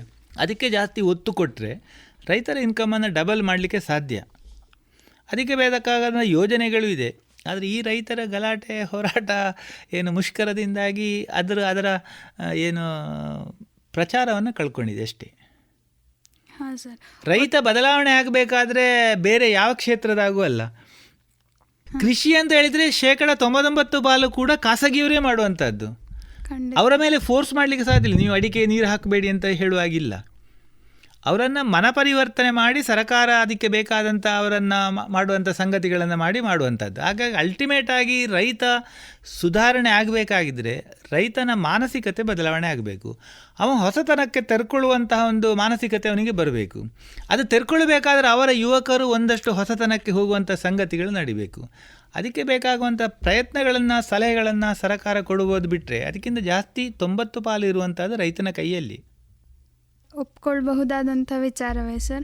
ಇಷ್ಟು ಹೊತ್ತು ನಮ್ಮೊಂದಿಗಿದ್ದು ರೈತರ ಕಾಯ್ದೆಯ ಬಗ್ಗೆ ಮಾತ್ರವಲ್ಲದೆ ರೈತರ ಮನಸ್ಥಿತಿ ಹೇಗಿರಬೇಕು ಹಾಗೂ ಹೇಗೆ ಒಬ್ಬ ರೈತ ಅವನ ಫೀಲ್ಡಲ್ಲಿ, ಅಂದರೆ ಕೃಷಿಯ ಫೀಲ್ಡಲ್ಲಿ ಅವನ ತಂತ್ರಜ್ಞಾನದ ಬೆಳವಣಿಗೆ ಒಟ್ಟಿಗೆ ಹೇಗೆ ಖಾಸಗೀಕರಣವನ್ನು ತನ್ನತನವನ್ನಾಗಿ ಮಾಡಿಸ್ಕೊಳ್ಬಹುದು ಅಂತ ಹೇಳೋದ್ರ ಬಗ್ಗೆ ನಮಗೆ ಒಂದಷ್ಟು ಮಾಹಿತಿಗಳನ್ನು ಕೊಟ್ಟಿದ್ದೀರಾ ಸರ್. ನಿಮಗೆ ರೇಡಿಯೋ ಪಾಂಚಜನ್ಯದ ಪರವಾಗಿ ತುಂಬ ಹೃದಯದ ಧನ್ಯವಾದಗಳು. ಧನ್ಯವಾದಗಳು, ನಮಸ್ಕಾರ. ಇದುವರೆಗೆ ಕಾನೂನು ಮಾಹಿತಿ ಕಾರ್ಯಕ್ರಮದಲ್ಲಿ ರೈತರ ಕಾಯ್ದೆ ಕುರಿತು ಶ್ರೀ ವಿಶ್ವೇಶ್ವರ ಬಂಗಾರಡ್ಕ ಅವರೊಂದಿಗಿನ ಮಾತುಕತೆಯನ್ನ ಕೇಳಿದಿರಿ.